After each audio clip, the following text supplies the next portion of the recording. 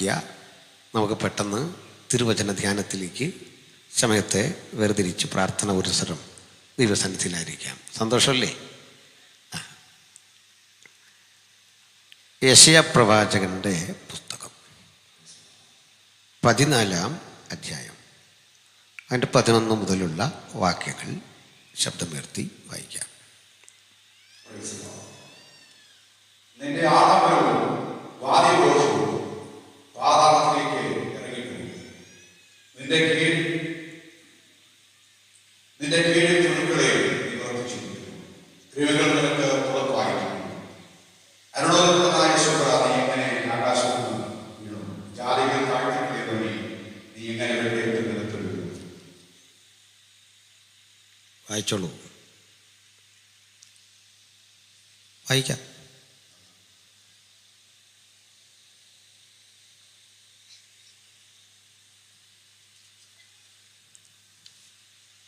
ഞാൻ വായിക്കണോ? നമുക്ക് എന്റെ സിംഹാസനം ദൈവത്തിന്റെ നക്ഷത്രങ്ങൾക്ക് ഇരയും. ഉത്തരദിക്കിന്റെ അതിർത്തിയിൽ സമാഗമ പർവ്വതത്തിൽ ഞാൻ ഇരുന്ന് അരുളും. ഞാൻ യഹോവയുടെ മീതെ കയറും. ഞാൻ അത്യുന്നതനോട് സമനാണ് എന്നല്ലയോ നീ ഹൃദയത്തിൽ പറഞ്ഞത്. എന്നാൽ നീ പാതാളത്തിലേക്ക്, നാശകൂപത്തിന്റെ അഗാധത്തിലേക്ക് തന്നെ വീഴും. നിന്നെ കാണുമ്പോൾ നിന്നെ ഉറ്റുനോക്കും. നോക്കി ഭൂമി അടങ്ങുകയും ജാതികൾ കുലുങ്ങുകയും ഭൂതലത്തിലേക്ക് മരുഭൂമി പോലെയാക്കുകയും അതിലെ പട്ടണങ്ങളെ ഇടിച്ചു കളയുകയും തന്റെ ആഡംബരം തന്റെ വച്ചന്മാരെ വീട്ടിലേക്ക് അഴിച്ചു വിടാതിരിക്കുകയും ചെയ്തവൻ ഇവനല്ലയോ. മതി സ്തോത്രം. അദ്ദേഹത്തിൻ്റെ പ്രശ്നമല്ല. എന്നോട് ആദ്യമേ വാക്യം ചോദിച്ചു, ഞാൻ അന്നേരം കൊടുത്തില്ല. അപ്പോൾ അത് കൊടുക്കാഞ്ഞതിൻ്റെ ഒരു കാരണം, യോഗത്തിന് ചെന്നാൽ കിട്ടുന്ന സമയത്തിനനുസരിച്ചാണ് വാക്യം കൊടുക്കുന്നത്. അതുകൊണ്ട് ഈ മറ്റ് പശ്ചാത്തലമൊക്കെ പറഞ്ഞ് ഒത്തിരി സമയം പോയി കഴിഞ്ഞാൽ ഈ വിഷയമേ അവിടെ വെച്ചങ്ങ് മാറും. അങ്ങനെയാണ്. ഏതായാലും ഇന്ന് 34 വർഷത്തെ ഈ കൺവെൻഷൻ്റെ അനുഭവങ്ങളൊക്കെ ഉള്ള ദേവാസന്മാർ വചന ശുശ്രൂഷയ്ക്കേറെ സമയം തന്നിട്ടുണ്ട്. അതുകൊണ്ടാണ് ഗഹനമായി ഈ വിഷയങ്ങളെയൊക്കെ നമുക്ക് ചിന്തിക്കാനും ധ്യാനിക്കാനും അവസരങ്ങളെ കിട്ടും. സന്തോഷമല്ലേ? അപ്പം നമുക്കിനി ഇതിൻ്റെ വിശകലനത്തിലേക്ക് പ്രാർത്ഥനയോടെ കിടക്കാം. പണ്ട് ഇസ്രായേലിൽ ഒരു യഹൂദ സമൂഹമുണ്ടായിരുന്നു. പല ഗ്രൂപ്പുകളായി വിഭജിച്ചു നിന്നിരുന്ന ആ സമൂഹത്തിലെ ഒരു മൈക്രോ മൈനോറിറ്റി, ഒരു സൂക്ഷ്മ ന്യൂനപക്ഷം, അവരെ വിളിച്ചിരുന്നത് സദൂക്യർ എന്നായിരുന്നു. സാദോക്ക് എന്നറിയപ്പെടുന്ന ഒരു ലേവ്യ പുരോഹിതൻ്റെ വ്യാഖ്യാനങ്ങൾക്ക് വഴങ്ങി അവർ പഞ്ചഗ്രന്ഥങ്ങൾക്കും പ്രവാചക പുസ്തകങ്ങൾക്കും സങ്കീർത്തനങ്ങൾക്കും ഒക്കെ വേറിട്ട ഒരു വ്യാഖ്യാന ശൈലി പുലർത്തിപ്പോന്നിരുന്നു. സാദോക്കിൻ്റെ അനുഗാമികൾ എന്ന അർത്ഥത്തിലാകണം ഇവരെ വിളിച്ചു സദൂക്യർ. ഈ പദം പരിചയമില്ലാത്ത ആരും ഇവിടെ ഉണ്ടാവില്ല. കാരണം ഇവരൊരു താർക്കിക ഭാവത്തിൽ പലപ്പോഴും യേശുവിൻ്റെ അരികിൽ വരാറുണ്ട്. അപ്പോസ്തലനായ പൗലോസിൻ്റെ അരികിൽ താർക്കിക മനോഭാവത്തോടെ വന്നവരിൽ സദൂക്യരും പെടും. ഉറക്കം പറയുന്ന ഒരു പേരാണ് പരീശന്മാർ. പിന്നെ കേൾക്കുന്നൊരു പേരാണ് ശാസ്ത്രിമാർ. ഇതെല്ലാം അവർ ചെയ്തു വരുന്ന സേവനത്തോടോ ജോലിയോടോ അനുബന്ധിച്ചോ, അല്ലെങ്കിൽ അവർ പഴയ നിയമം എന്ന് നമ്മൾ വിളിക്കുന്ന പുസ്തകങ്ങൾക്ക് പറയുന്ന വ്യാഖ്യാനമനുസരിച്ചോ ഉള്ള വിഭജനമാണ്. ഇനിയും ഒരു കൂട്ടരുണ്ട്, എരിവുകാർ. ഇതൊരു തരം രാഷ്ട്രീയക്കാരാണ്, തീഷ്ണതയുള്ളവർ എന്ന് വേണം ശരി പരിഭാഷ. ഒരു സ്വതന്ത്ര യഹൂദ രാഷ്ട്രത്തിന് വേണ്ടി വാളെടുത്ത് പോരാടണം, യുദ്ധം ചെയ്യണം. ഇതായിരുന്നു എരിവുകാരുടെ മാനസികാവസ്ഥ. മഷിക വരുന്നെങ്കിൽ വരട്ടെ, നമ്മൾ ചെയ്യാനുള്ളത് ചെയ്യണം. ഇതായിരുന്നു സെലറ്റ്സ് അഥവാ എരിവുകാർ. ഇത് പരിചിതമായ കാര്യമാണ്. എന്നാൽ ഈ സദൂക്യർക്ക് വിചിത്രമായ ചില പഠിപ്പിക്കലുണ്ടായിരുന്നു. വളരെ വിചിത്രം. ദൈവമുണ്ട് സത്യം, ദൈവ ഏകനാണ് സത്യം. പക്ഷെ അതിൻ്റെ പേരിൽ നമ്മളിങ്ങനെ കൊട്ടിപ്പാടുകയോ കൺവെൻഷൻ നടത്തുകയോ പെരുന്നാൾ കൂടുകയോ ഒന്നും ചെയ്യണ്ട. ദൈവ ഏകൻ, നമ്മൾ അവൻ്റെ സൃഷ്ടി, തീർന്നു. തീവ്രമായൊരു മതബോധം അവരിൽ ഇല്ല എന്ന് മാത്രമല്ല, ദൈവനിഷേധികളല്ല താനും. ഇനി ഒരു കാര്യം കൂടെ ഉണ്ട്. അവർ വിശ്വസിക്കുന്നു മരണത്തോടെ സകലതും തീർന്നു, മരണമാണ് അവസാനം. അതുകൊണ്ട് മരണം കഴിഞ്ഞാൽ പുനരുത്ഥാനം അഥവാ ഉയർപ്പ് എന്നൊന്നില്ല. ഇതാണ് അവരുടെ പഠിപ്പിക്കൽ. സദൂക്യരുടെ അടുത്തൊരു പഠിപ്പിക്കലുണ്ട്. ദൈവത്തിനും മനുഷ്യർക്കുമിടയിൽ സന്ദേശവാഹകരായി മാലാഖമാർ അഥവാ ദൂതന്മാർ എന്നൊരു ഗണമില്ല. ദൂതനില്ല, പുനരുത്ഥാനമില്ല. മരണമുണ്ട്, പുനരുത്ഥാനമില്ല. അതുകൊണ്ട് തന്നെ ന്യായവിധിയില്ല. ലോകം കൊണ്ട് സകലതും തീർന്നു. തത്വത്തിൽ ഇവർ ഭൗതികവാദികളാണ്. ഇവരിലെ ഒരുപറ്റം ആളുകൾ വന്നാണ് ചോദിക്കുന്നത്. യേശുവിൻ്റെ അരികിൽ ഒരു സ്ത്രീ വിവാഹം കഴിച്ചു, ഹസ്ബൻഡ് മരിച്ചു.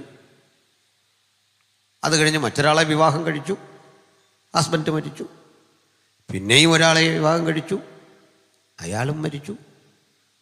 നമ്മുടെ യേശുവിൻ്റെ ക്ഷമ ഭയങ്കരമാണ്. ഞാൻ വല്ലതുവാണെങ്കിൽ അതിന് മുമ്പ് ഇത്രയും മരിക്കാൻ ഞാൻ സമ്മതിക്കില്ല. അതെന്തൊരു മരണമാടാ.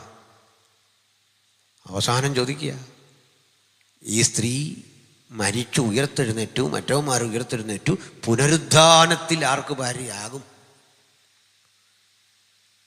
നമ്മുടെ ഷീനുവൊക്കെയാണെങ്കിൽ പൊട്ടിയിൽ കൊടുക്കും. അന്നേരം എന്തോടാ പറഞ്ഞെന്ന് ചോദിക്കും. യേശുവിൻ്റെ സംയമനം കണ്ടില്ലേ?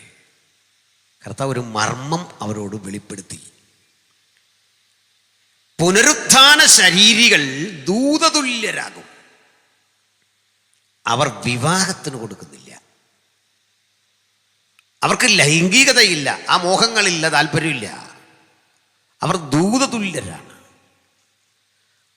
ക്രിസ്തുവേശുവിൽ അന്ന് സ്ത്രീയും പുരുഷനുമില്ല, ദൂതതുല്യരാകും. ഈ ദൂതൻ എന്നൊരു പദം കേൾക്കുമ്പോഴേ ഈ സദൂക്യർക്ക് വല്ലാത്ത വിരോധമാണ്. അവർക്ക് പരിഹാസമാണ്, നിന്നയാണ്. ദൂതനോ? അങ്ങനെയൊന്നുമില്ല. അവരോടാ പറയുന്നത് ദൂതതുല്യരാകും. അത് കേൾക്കാൻ പേടിയാ, ബുദ്ധിമുട്ടാ. നമ്മുടെ പൗലോസ്ലീഹ പണ്ടൊരു പരീശനായിരുന്നു. അദ്ദേഹം ഒരു കൺവെൻഷൻ യോഗം ഇങ്ങനെ പ്രസംഗിച്ചു കൊണ്ടിരിക്കുമ്പോൾ സദൂക്യരെടുത്ത് വന്നിട്ട് ചോദിച്ചു, താൻ എന്തുകൊണ്ടു ഈ പറയുന്നേ? അപ്പോൾ ഈ സദൂക്യർ വരുമ്പോൾ അവിടെ പ്രശ്നം ഉണ്ടാകും. അപ്പുറത്ത് പരീശന്മാരും നീക്കുക. പൗലോസ് വളരെ ബുദ്ധിപൂർവ്വം ഒരു പണി ചെയ്തു. ആ പണി മറ്റൊന്നുമല്ല, ദൂതന്മാരെ പറ്റി, പുനരുദ്ധാനത്തെപ്പറ്റി, മരണാനന്തര ജീവിതത്തെ പറ്റിയാ ഞാൻ ഈ പ്രസംഗിക്കുന്ന, പ്രത്യാശയെ പറ്റിയാ പ്രസംഗിക്കുന്നത്. ഇത് കേട്ടപ്പോൾ പരീശന്മാർക്ക് അത് വലിയ സന്തോഷമായി. അവർ പറഞ്ഞേ, ഒരു ദൂതൻ ചിലപ്പോൾ അവനോട് സംസാരിച്ചെന്ന് വരാം, നീയൊക്കെ കയറി വീട്ടിൽ പോകാൻ പറഞ്ഞു. ദൂതനുണ്ടെന്ന് സ്ഥാപിക്കുന്ന പരീശൻ, ദൂതനേ ഇല്ലെന്ന് വിശ്വസിക്കുന്ന സദൂക്യര്. സദൂക്യരല്ല എൻ്റെ ചിന്താവിഷയം. ലോകത്ത് സദൂക്യരാണ് ദൂതന്മാരുടെ സാന്നിധ്യത്തെ, ദൂതന്മാരെന്നൊരു സൃഷ്ടി ഇല്ല എന്ന് പഠിപ്പിച്ച ഒരേ ഒരു സമൂഹം. ബാക്കി നിരീശ്വരന്മാർ ദൈവമേ ഇല്ല എന്ന് പറയുന്നത് പിന്നെ ദൂതനില്ലെന്ന് പറയണ്ടല്ലോ.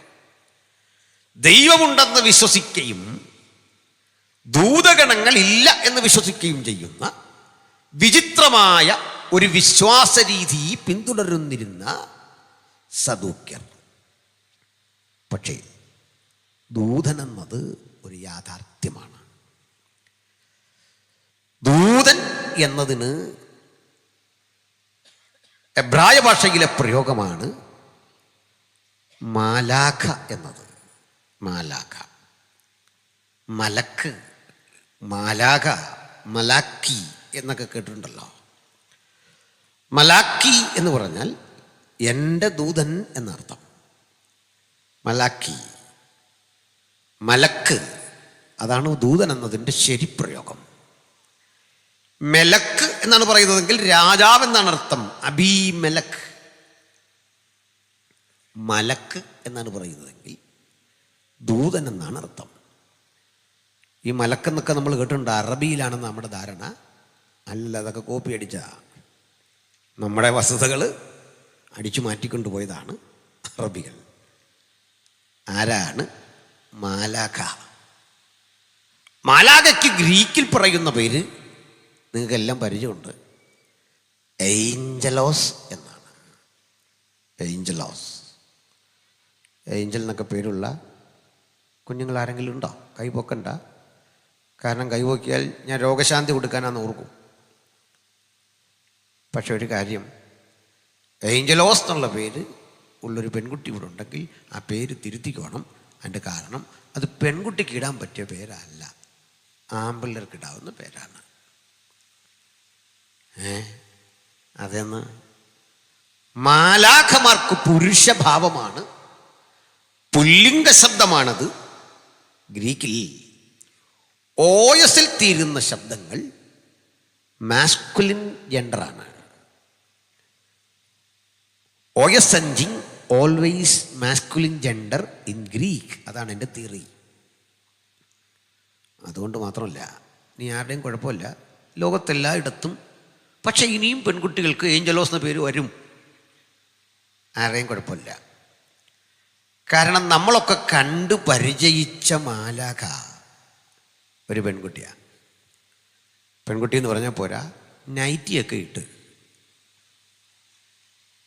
അല്ലെങ്കിൽ ഒരു ചുരിദാറിൻ്റെ ടോപ്പൊക്കെ ഇട്ട് നിൽക്കുന്ന ഒരു 10-12 വയസ്സുള്ളൊരു കുഞ്ഞിനെയാണ്, പെൺകുട്ടിയുടെ പടമാണ് മാലാഖ എന്ന് പറഞ്ഞ് വരച്ചു വെച്ചിരിക്കുന്നത്. ബൈബിൾ ആദ്യോടന്തം പഠിച്ചാൽ മനസ്സിലാകും, പുരുഷന്മാർ ഇങ്ങനെ 3 പുരുഷന്മാർ അബ്രഹാമിൻ്റെ വീട്ടിൽ, അതിൽ 2 പേര് ലോത്തിൻ്റെ വീട്ടിൽ. സന്ധ്യാസ്യാഗത്തിൻ്റെ സമയത്ത് ഗബ്രിയേൽ എന്നൊരു പുരുഷൻ. അപ്പൊ പുരുഷൻ എന്ന പ്രയോഗമേ ദൂതന്മാരെ സംബന്ധിച്ച് ബൈബിളിൽ ഉള്ളൂ. അങ്ങനെയെങ്കിൽ നമുക്ക് ദൂതന്മാരെ പറ്റി ഒന്ന് ഗ്രഹിച്ചിട്ട് ഈ ഉള്ളടക്കത്തിലേക്ക് പോകണം. സന്തോഷമാണോ? നമ്മളൊക്കെ പ്രാർത്ഥിക്കുമ്പോൾ ദൂതനെ പറ്റിയൊക്കെ പ്രാർത്ഥിക്കും. ഞങ്ങളുടെ അവിടെ ഒരു ദേവാസൻ ആവേശം കയറി പറഞ്ഞു, പിശാച് ഇളകിയൊരു സമയത്ത് പിശാചിനോട് പറഞ്ഞു, നീ നോക്ക്, നിന്റെ സമീപത്ത് ഊരിപ്പിടിച്ച വാളുമായി ദൂതൻ നിൽക്കുന്നെന്ന് പറഞ്ഞു. പിശാച് പറഞ്ഞു, താനതിനൊരു പിടിയിട്ട് കൊടുക്കാൻ പറഞ്ഞു, ഊരിപ്പിടിച്ച വാളാണെങ്കിൽ. പിശാചിൻ്റെ ഓരോ തന്ത്രം കണ്ടില്ലേ? ഊരിപ്പിടിച്ച വാള്. നമ്മളൊക്കെ പ്രാർത്ഥിക്കുമ്പോൾ വീട്ടിൽ നിന്നൊക്കെ പോരും പറയും, ഗബ്രിയേൽ മീകായിൽ ദൂതന്മാർ കാവലായിരിക്കണം. എന്തിന്? കോഴിക്കൂടിനോ? അവിടെ എന്തോ ഇരിക്കുന്നേ? ആട്ടിൻകുട്ടിയോ? ഈ ആട്ടിൻകുട്ടിക്ക് കാവലാണോ ഗബ്രിയേലും മീകായിലും? അവരിത് കേട്ട് ചിരിച്ച് ഒരു പരുവായിട്ടുണ്ട്. കാരണം ഇതാരാണൊരു ദൂതൻ? മനസ്സിലായോ? ഞങ്ങളിങ്ങോട്ട് ഒത്തിരി വഴി കറങ്ങിയാണ് വന്നത്. അങ്ങനെ വന്ന് എന്നെ കൂത്തുകാഴ്ചയോ ഏതാണ്ടൊരു പ്രോഗ്രാം നടക്കുക. കൂത്തുകാഴ്ച എന്നാണ് ഞാൻ മനസ്സിലാക്കി. വേറെ ഏതാണ്ടൊരു പേര് ഇങ്ങനെ പ്രോഗ്രാം നടക്കുക. അതിൻ്റെ ഇടവഴി വരാൻ വയ്യ. അവിടെ നിന്നുകൊണ്ട് DGP ആരെയും നിയന്ത്രിക്കുകയല്ല, അതിന് ലോക്കൽ പോലീസ് ഉണ്ടല്ലേ. നമുക്കൊരു കാര്യം വന്നാൽ നമ്മൾ തന്നെ ദൂതനെ നിശ്ചയിക്കുക, ഗബ്രിയേലിനെ തന്നെ വിടണമെന്ന്. പേടി കാരണമാണ്. അങ്ങനെ ഇടയ്ക്കുള്ള പുള്ളികളൊന്നും വിടരുത്. ഗബ്രിയേൽ മീകായിൽ കാവലായിരിക്കണം. ആദ്യം ഓർത്തു, ഗബ്രിയേലിൻ്റെ ജോലിയേ കാവലല്ല, സന്ദേശവാഹകനാണ്. നിങ്ങൾ ഈ പറഞ്ഞത് എന്താണെന്നറിയണ്ടേ? പോസ്റ്റ്മാനെ പിടിച്ച് ഇവിടെ സെക്യൂരിറ്റി ആക്കണമെന്ന്. മീകായിലിൻ്റെ പണി എന്താ? മീകായിൽ ഒരു വെട്ട് തുടങ്ങിക്കഴിഞ്ഞാൽ അശൂർ പാളയത്തിലൊരു വെട്ടം കൊണ്ട് തുടങ്ങിയപ്പോൾ ലക്ഷങ്ങൾ പിടഞ്ഞവിടെ വീണു. നമ്മൾ ഈ മീകായലിനെ ഒന്നും കൊണ്ട് നിർത്തരുത്, ആ പഞ്ചായത്ത് തകരും. ഒരു മയം കാണിക്കുന്ന നാട്ടുകാരോട്, അവർ ജീവിക്കട്ടെ. അപ്പോൾ ദൂതനാരാണ് എന്ന് മനസ്സിലാക്കണം. സന്തോഷമല്ലേ? ചില തെറ്റുകൾ കൂടി തിരുത്തി പോണം. അതിനാ. ദൂരെ ഇരിക്കുന്നവർക്ക് കേൾക്കാമോ? ഒരു പോം വഴിയേ ഉള്ളൂ, ഇവിടെ വന്നിരി. നമ്മുടെ ചില വിചിത്ര ജീവികളുണ്ട്, അവർ ഈ ബോക്സിൻ്റെ തൊട്ട് മുമ്പിൽ വന്നിട്ടിരിക്കുക. അതിൻ്റെ ഇടിപ്പ് കാരണം ഭയങ്കര ബുദ്ധിമുട്ടാണ്. ഇച്ചിരി മാറിയിരുന്നാൽ പോരെ. ചിലർ ഏറ്റവും പുറകിൽ വന്നിട്ട് പറയാ ഒന്നും കേൾക്കത്തില്ലായിരുന്നു. അതിനെ ഈ കസേര ഇവിടെ ഇരിക്കുന്നത്. ഈ കസേരകൾ വാക്കും ഭാഷണവും കൂടാതെ ചോദിക്കുന്നുണ്ട്, ഇനി ആരുണ്ടെന്ന്. അപ്പോൾ അവിടെയൊക്കെ ഇരിക്കുന്നവർക്ക് കേൾക്കാൻ വയ്യെങ്കിൽ ഇവിടെ വരണം. മാത്രമല്ല, ഞാനിതിനപ്പുറത്തൊരു ശബ്ദം എടുക്കുകയില്ല. എൻ്റെ കാരണം 500 പേർക്ക് വേണ്ടി 1000 പേരുടെ ശബ്ദം എടുത്ത പോരെ. പിന്നെ ഈ ആംപ്ലിഫയറോടുണ്ട്, മതി. നമ്മുടെ ആളുകൾ ഈ 500 പേർക്ക് വേണ്ടി 5000 പേരുടെ സൗണ്ട് എടുക്കും. എന്നിട്ട് 2-3 യോഗം കഴിയുമ്പോൾ നമ്മൾ അദ്ദേഹത്തെ പരിചയപ്പെട്ട പറയും, പാസ എവിടെ പോയി? കൃപയാൽ സന്തോഷമായിരിക്കുന്നു. മിമിക്രിക്കാരൻ്റെ സൗണ്ട് പോലെ. കാരണം ഈ 500 പേർക്ക് വേണ്ടി 5000 പേരെ സൗണ്ട് എടുത്ത് ഇതെല്ലാം പൊട്ടിച്ച് കളഞ്ഞിട്ട് മൈക്കുകാരൻ കിടന്ന് വിഷമിക്കുക. എന്നിട്ട് പറയാ ചീറ്റ് വർക്കായിരുന്നു കേട്ടോ. സംഭവം അങ്ങനല്ല. ശ്രദ്ധിക്കണം കാര്യങ്ങളുടെ കിടപ്പ്. അപ്പോഴേ ശ്രദ്ധിച്ചു കേട്ടെ. ദൂതന്മാരിൽ അനവധി ഗ്രൂപ്പുകളുണ്ട്. ഈ ദൂതന്മാരെ പല പേരുകളിൽ വിളിക്കും. ഇനി മനുഷ്യരെയും ദൈവദൂതന്മാരെന്ന് വിളിക്കുന്നുണ്ട്. പുരോഹിതൻ ദൈവത്തിൻ്റെ ദൂതനാകയാൽ, സക്കറിയ പറയുക, പുരോഹിതൻ ദൈവത്തിൻ്റെ ദൂതനാണ്, ആലോചന അറിയിക്കുന്നവൻ. ഒരുപറ്റം ദൂതഗണങ്ങൾ ദൂതറിയിക്കുന്ന സന്ദേശവാഹകരായിരിക്കുമ്പോൾ ഒരുപറ്റം ദൂതഗണങ്ങളുടെ ജോലി യുദ്ധമാണ്, സംരക്ഷണമാണ്, ഡിഫൻസാണ്. ഇരുട്ടിൻ്റെ കോട്ടകളെ തകർക്കുന്ന യുദ്ധസന്നദ്ധരായി കാവൽ നിൽക്കുകയാണ് ദൂതഗണങ്ങൾ. ഇനിയും ഒരുപറ്റം ദൂതഗണങ്ങൾ ഗായക സംഘമാണ്. ഈ ഗായക സംഘത്തിൽ തന്നെ പല ഗ്രൂപ്പുകളാണ്. അവയുടെ സംഗീതം ഞാനൊന്ന് ബോധ്യപ്പെടുത്താം. വെളിപ്പാട് പുസ്തകത്തിൽ പറയുന്നു, ഇരിക്കുന്നവനും ഇരുന്നവനും വരുന്നവനുമായ സർവശക്തിയുള്ള കർത്താവ്, ആ ദൈവത്തെ സ്തുതിച്ചുകൊണ്ട് നിൽക്കുന്ന ദൂതഗണങ്ങളുടെ ഒരു ചിത്രം യോഹന്നാൻ വെളിപ്പാടിൽ അവതരിപ്പിക്കുമ്പോൾ പറയുക, കെരൂബുകൾ അവൻ്റെ മുമ്പാകെ നിന്നു. ഇത് യെശയ്യാ പറയുമ്പോൾ സറാഫുകളെയും അപ്പുറത്ത് കാണുന്നു. ഈ ദൂതഗണങ്ങൾ അവന് മുമ്പാകെ നിന്നു. അവയ്ക്ക് 6 ചിറകുണ്ടായിരുന്നു. ഒരു ദൂതൻ 6 ചിറക്. അതിൻ്റെ ഉപയോഗം പറഞ്ഞു. 2 കൊണ്ട് മുഖം മൂടി, 2 കൊണ്ട് പറന്നു, 2 കൊണ്ട് പാദം മൂടി, 2 കൊണ്ട് പറന്നു നിൽക്കുക. സത്യത്തിൽ ഇത് ആരാധനയാണ് എന്ന് ഞാൻ കരുതുന്നില്ല. അങ്ങനെ നിന്നിട്ട് ഒരുത്തനോട് ഒരുത്തൻ ആരാധനയാകുന്ന എങ്ങനെ? ആരാധനയല്ല, പക്ഷി ആരാധന എന്ന് പറയാം, തെറ്റില്ല. പറയുന്നത്, പ്രകീർത്തിക്കുന്നത് ദൈവത്തെ പറ്റിയാകയാൽ ആരാധനയാണ്. പക്ഷെ നേരെ അർത്ഥത്തിലെടുത്താൽ ആരാധനയല്ല. ആ രംഗം ഞാൻ വിശദീകരിക്കാം. അച്ചടക്കബോധമുള്ള, കൃത്യനിഷ്ഠയുള്ള ഒരു പ്രിൻസിപ്പൽ, അദ്ദേഹത്തിൻ്റെ നോട്ടത്തിന് പോലുമുണ്ട് 1000 മുനകൾ.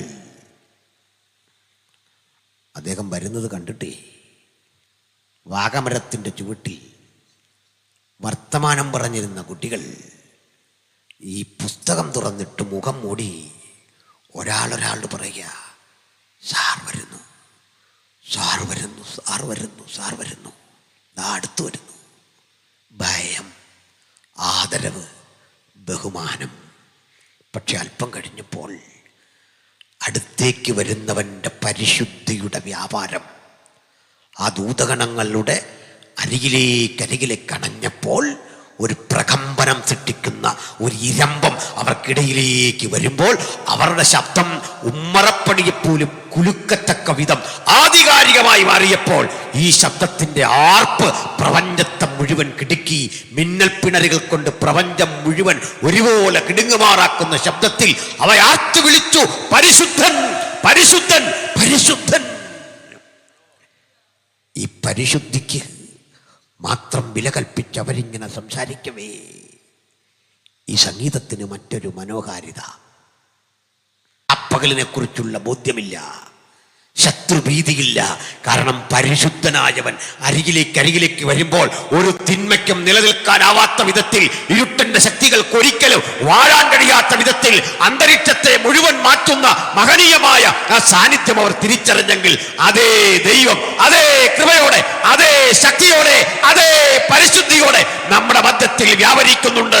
അവിടുത്തെ സാന്നിധ്യം നമുക്കിന്ന് രാത്രി അശുദ്ധിയെ തുടച്ചു നിൽക്കുന്ന അത്ഭുതകരത്തിന്റെ പ്രവൃത്തിയാണ്. ആ തിരുസാന്നിധ്യം നമുക്കിന്ന് രോഗശാന്തിയാണ്. ആ തിരുസാന്നിധ്യം നമുക്കിന്ന് അതിജീവനത്തിന്റെ ശക്തിയാണ്. തോറ്റു തകർന്നവർക്ക് വിജയിക്കുവാനുള്ള ഏറ്റവും നല്ല ഉപാധി ആ തിരുസാന്നിധ്യമാണ്. ആ തിരുസാന്നിധ്യം കൂടാതെ ഒരാളും ഇന്ന് ഈ പന്തൽ വിട്ട് കടന്നു പോകരുത്. നാഥാ, അങ്ങനെ സ്പർശിക്കണം നിന്റെ സാന്നിധ്യം, നിന്റെ സാന്നിധ്യം.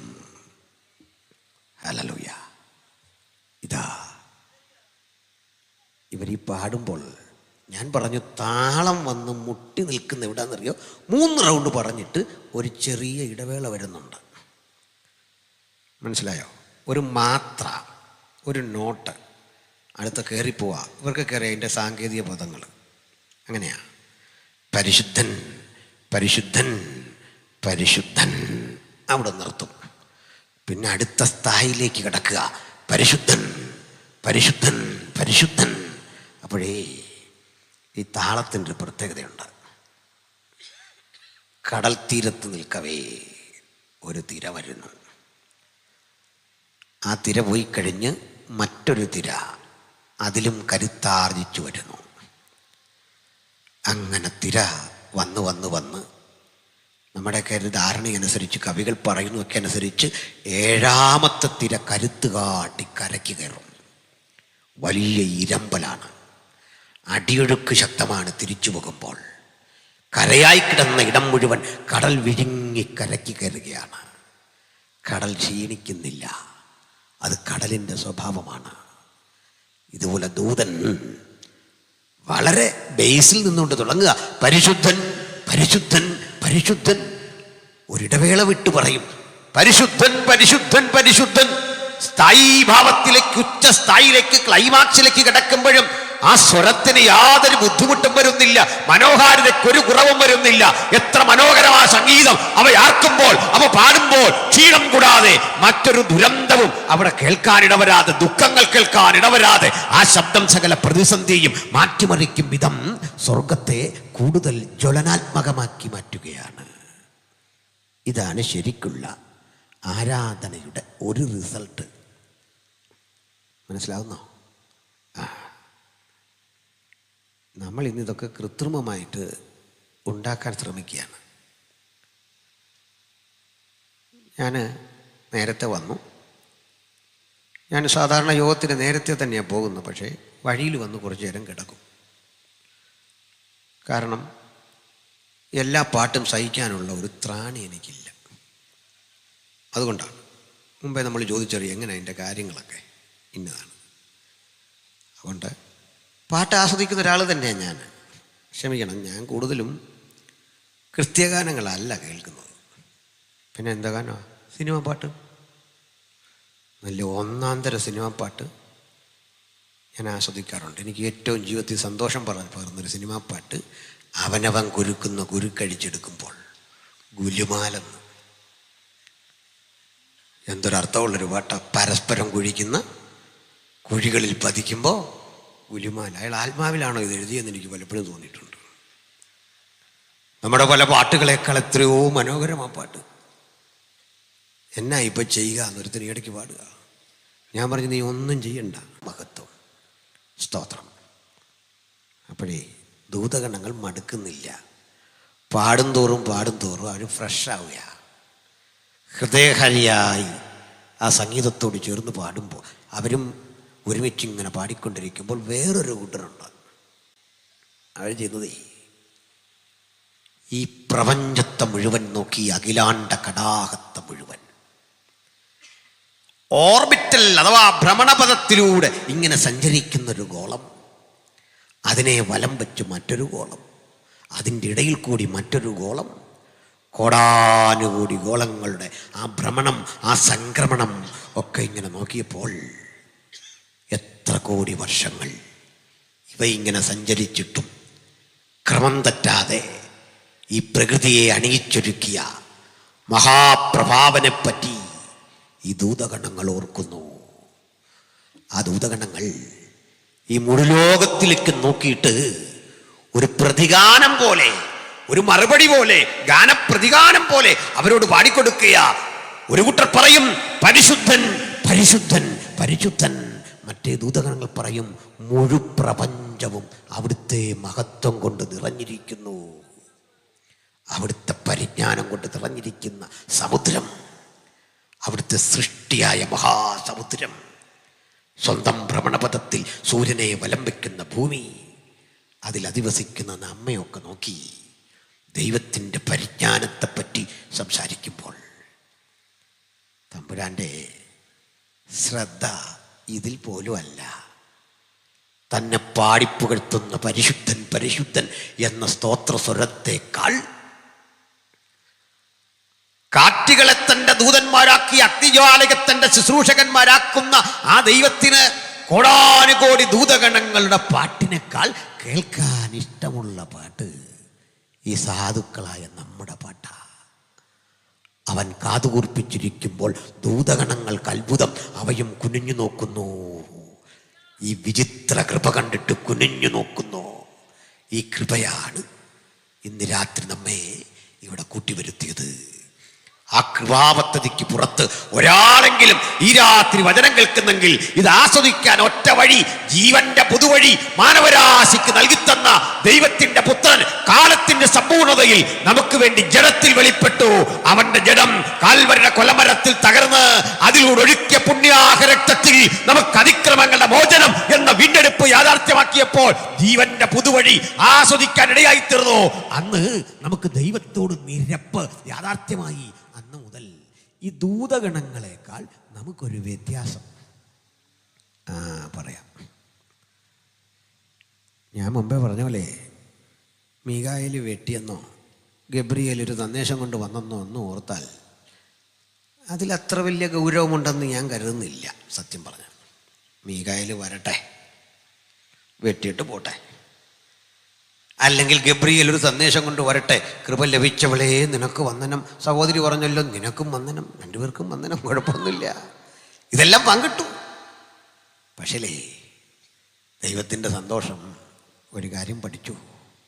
ദൂതൻ കോടാനുകോടി വർഷങ്ങളായിട്ടും ദൈവത്തെ വിളിക്കുന്നത് സ്ഥാനപ്പേര് ചൊല്ലിയ സൈന്യങ്ങളുടെ യഹോവ ഇത് ചൊല്ലിയാ വിളിക്കുന്നത്. ദൂതൻ മാത്രമല്ല, ലോകത്തിലെ സകല മതങ്ങളും ദൈവത്തെ വിളിക്കുന്നത് സ്ഥാനപ്പേർ ചൊല്ലി. അവരവരുടെ രീതി അനുസരിച്ച് ദൈവത്തിനൊരു സ്ഥാനപ്പേര് കൊടുത്തിട്ടുണ്ട്.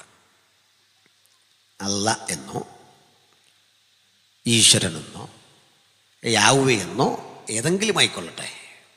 ഇതിനൊക്കെ നമുക്ക് പദങ്ങളോട് വിയോജിപ്പുണ്ട് ദൈവശാസ്ത്രപരമായി. പക്ഷെ നിങ്ങൾക്കറിയണ്ടേ, ലോകത്ത് സൃഷ്ടാവിനെ പിതാവ് എന്ന് വിളിക്കുന്ന ഒറ്റ സമൂഹമേ ഉള്ളൂ, അത് യേശുവിൻ്റെ അനുഗാമികളാണ്. പ്രപഞ്ചനാഥനെ അബ്ബാ പിതാവ് എന്ന് വിളിക്കുന്ന ഒരൊറ്റ വിഭാഗമേ ഉള്ളൂ, അത് യേശുവിൻ്റെ അനുഗാമികളാണ്. നമ്മൾ മാത്രം ദൈവത്തെ വിളിക്കുന്നു അപ്പാ. എന്തൊരാനന്ദമാണത് എന്ന് വെച്ചാൽ, എന്നെ നിങ്ങൾ പാസ്റ്റർ എന്നോ ഉപദേശി എന്നൊക്കെയാണല്ലോ വിളിക്കുക. പക്ഷെ മക്കൾ ഇങ്ങനല്ലല്ലോ വിളിക്കുക, അപ്പാ. ഈ വണ്ടി കൊണ്ട് ഗേറ്റിൻ്റെ അരിയിൽ ഇട്ടിട്ട് ഞാൻ 2 ഓൺ അടിക്കുമ്പോൾ മോളാണ് ഓടി വരുന്നത്. എൻ്റെ സാന്നിധ്യം അവൾക്കറിയാം. അപ്പാ വന്നു. അപ്പാ, ആ വിളിയുടെ സുഖമില്ല സാറേന്ന് വിളിച്ചാലും ഇല്ല, പാസ്റ്ററേന്ന് വിളിച്ചാലും ഇല്ല, മറ്റൊന്നിനുമില്ല. അങ്ങനെയെങ്കിൽ അപ്പനെ ഹൃദയം തുറന്ന് വിളിക്കാൻ നമ്മൾ പഠിച്ചത് യേശുവിൻ്റെ രക്തം മുഖാന്തരം നമുക്ക് കിട്ടിയ വീണ്ടെടുപ്പ് മുതലാണ്. ആ വീണ്ടെടുപ്പിൻ പദ്ധതിക്ക് പുറത്ത് ഒരാളെങ്കിലും ഇന്നുണ്ടെങ്കിൽ ഇപ്പോഴാകുന്നു സുപ്രസാദകാലം, ഇപ്പോഴാകുന്നു രക്ഷാദിവസം. ഇത്ര വലിയ രക്ഷയെ ഗണ്യമാക്കാതെ പോയാൽ എങ്ങനെ വരാനിരിക്കുന്ന ശിക്ഷാവിധിയിൽ നിന്ന് തെറ്റി ഒഴിയാൻ സാധിക്കും? അപ്പോൾ ദൂതഗണങ്ങൾ ഒരു പറ്റം ഇങ്ങനെ ആരാധിക്കുമ്പോൾ വളരെ പൗരാണികമായ മറ്റൊരു ചരിത്രം ഞാൻ നിങ്ങളുമായി പങ്കിടാം. ഇതിലൊരു വട്ടം ദൂതഗണങ്ങൾ ഉണ്ടായിരുന്നു. അവരെ ഒരു പരോക്ഷ ഭാഷയിൽ ബൈബിൾ വിശദീകരിക്കുന്നുണ്ട്. തെറ്റിക്കാതെ വായിക്കണം. യെസക്കേൽ പ്രവചനം 28 അധ്യായം 11 മുതലുള്ള വാക്യങ്ങൾ വായിക്കുക. യെസക്കേൽ 28:11 മുതൽ.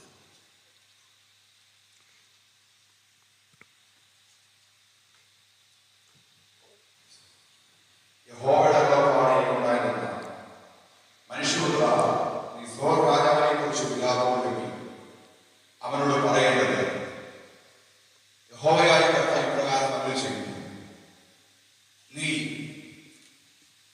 മാതൃകാമുദ്രയായും നീ ജ്ഞാനസമ്പൂർണ്ണനും സൗന്ദര്യപൂർണ്ണനും തന്നെ.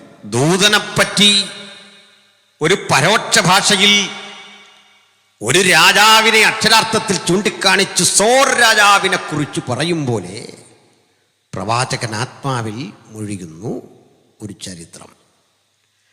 അല്ലയോ മാതൃകാമുദ്രയായിരുന്നവനെ, ജ്ഞാനസമ്പൂർണനായിരുന്നവനെ, നീ ദൈവത്തിൻ്റെ തോട്ടമായ ഏദനിലായിരുന്നു. പിന്നെ നീ ദൈവത്തിന്റെ തോട്ടമായ ഏദനിലായിരുന്നു. താമരമണി, പീതരത്നം, വജ്രം, പുഷ്പരാഗം, ഗോമേതകം, സൂര്യകാന്തം, നീലക്കല്ല്, മാണിക്യം, മരതകം മുതലായ സകല രത്നങ്ങൾ കൊണ്ട് നിന്നെ മൂടിയിരുന്നു. 12 വിധത്തിലധികം രത്നങ്ങളെ കൊണ്ട് നിന്നെ മൂടിയിരുന്നു. പിന്നെ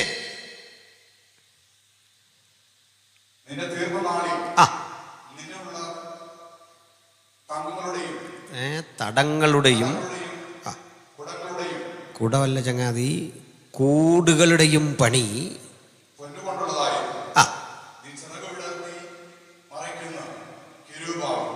നീ ചിറക് വിടർത്തി മറയ്ക്കുന്ന കെരൂബായിരുന്നു. എനിക്ക് ഈ ദൂതനെ പറ്റിയാണിതെന്ന് തോന്നുന്നത്. ഈ കെരൂബെന്ന് പറയുമ്പോഴാണ്, ഏതായാലും സോർപ്രഭു കെരൂബല്ലല്ലോ, നീ ചിറക് വിടർത്തി മറയ്ക്കുന്ന കെരൂബാകുന്നു. അത് വായിച്ച ഭാഗത്ത് അദ്ദേഹത്തിന് മാത്രമല്ല പരിഭാഷപ്പെടുത്തിയവർക്കൊരു തെറ്റ് പറ്റിയിട്ടുണ്ട്. പിന്നെന്തിനാ നമ്മുടെ കാര്യം പറയുന്നത്? പറയാം. നിന്നെ തീർത്ത നാളിൽ നിന്നിലുള്ള തടങ്ങളുടെയും കൂടുകളുടെയും പണി പൊന്നുകൊണ്ടുള്ളതായിരുന്നു എന്നല്ല ശരി പരിഭാഷ. തടവും കൂടുമൊന്നുമല്ല. നിന്നെ സൃഷ്ടിച്ച നാളിൽ നിന്നിലുള്ള നാദസ്വരങ്ങളുടെയും പൈപ്പുകളുടെയും പണി, thy harp and pipe made out of God, നിന്നിലുള്ള നാദസ്വരങ്ങളുടെയും സുഷിരവാദ്യങ്ങളുടെയും ഒക്കെ പണി പൊന്നുകൊണ്ടുള്ളതായിരുന്നു. എന്ന് വച്ചാൽ ഇവ മനോഹര സുഷിരവാദ്യങ്ങൾ, നാദസ്വരങ്ങൾ ഒക്കെ മീട്ടി ചിറക് വിടർത്തി മറച്ചുകൊണ്ട് പാടും. ആ പാട്ടിൻ്റെ മനോഹാരിതയിൽ ഈ പ്രപഞ്ചം മുഴുവൻ ലയിച്ചിങ്ങനെ ചേരും. ആ ലയന സുഖത്തിൽ ദൈവത്തിൻ്റെ സൃഷ്ടിയുടെ മഹാത്മ്യം ഒരുപറ്റം ദൂതഗണങ്ങൾ പരിശുദ്ധരെന്ന് വാഴ്ത്തുമ്പോൾ, സൃഷ്ടിയെപ്പറ്റി പ്രകീർത്തിച്ചുകൊണ്ട് മുഴുപ്രപഞ്ചവും അവൻ്റെ മഹത്വം കൊണ്ട് നിറഞ്ഞിരിക്കുന്നു എന്ന് പാടുമ്പോൾ, ഇതാ ഹൃദയകാരിയായ മനോഹര സംഗീതം. ഇതായിരുന്നു അന്ന് നടന്നിരുന്നതെങ്കിൽ ഇവിടെ ഒരു പ്രശ്നമുണ്ടായി. താഴ്ത്തു വായിക്കാം.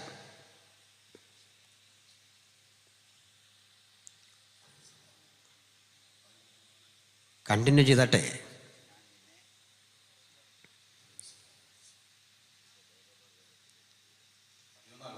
അതെ, നീ ചിറക് വിടർത്തി മറയ്ക്കുന്ന കെരൂബ, ആ ഞാൻ എന്റെ വിശുദ്ധ വേദപർവ്വതത്തിൽ ദേവപർവ്വതത്തിൽ ഇരുത്തിയിരുന്നു. ആ നീ അഗ്നിമായ രഥങ്ങളും അങ്ങനല്ല ചങ്ങാതി, അഗ്നിമയ രഥങ്ങളുടെ മധ്യേ നീ സഞ്ചരിച്ചു പോന്നു. പിന്നെ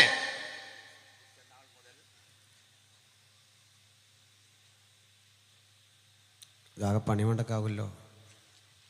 ഞാൻ ഫറവോനെ പോലെയല്ല, കൃപയുള്ളവനായതുകൊണ്ടാ. ഒന്നും വേണ്ട. ആ ആ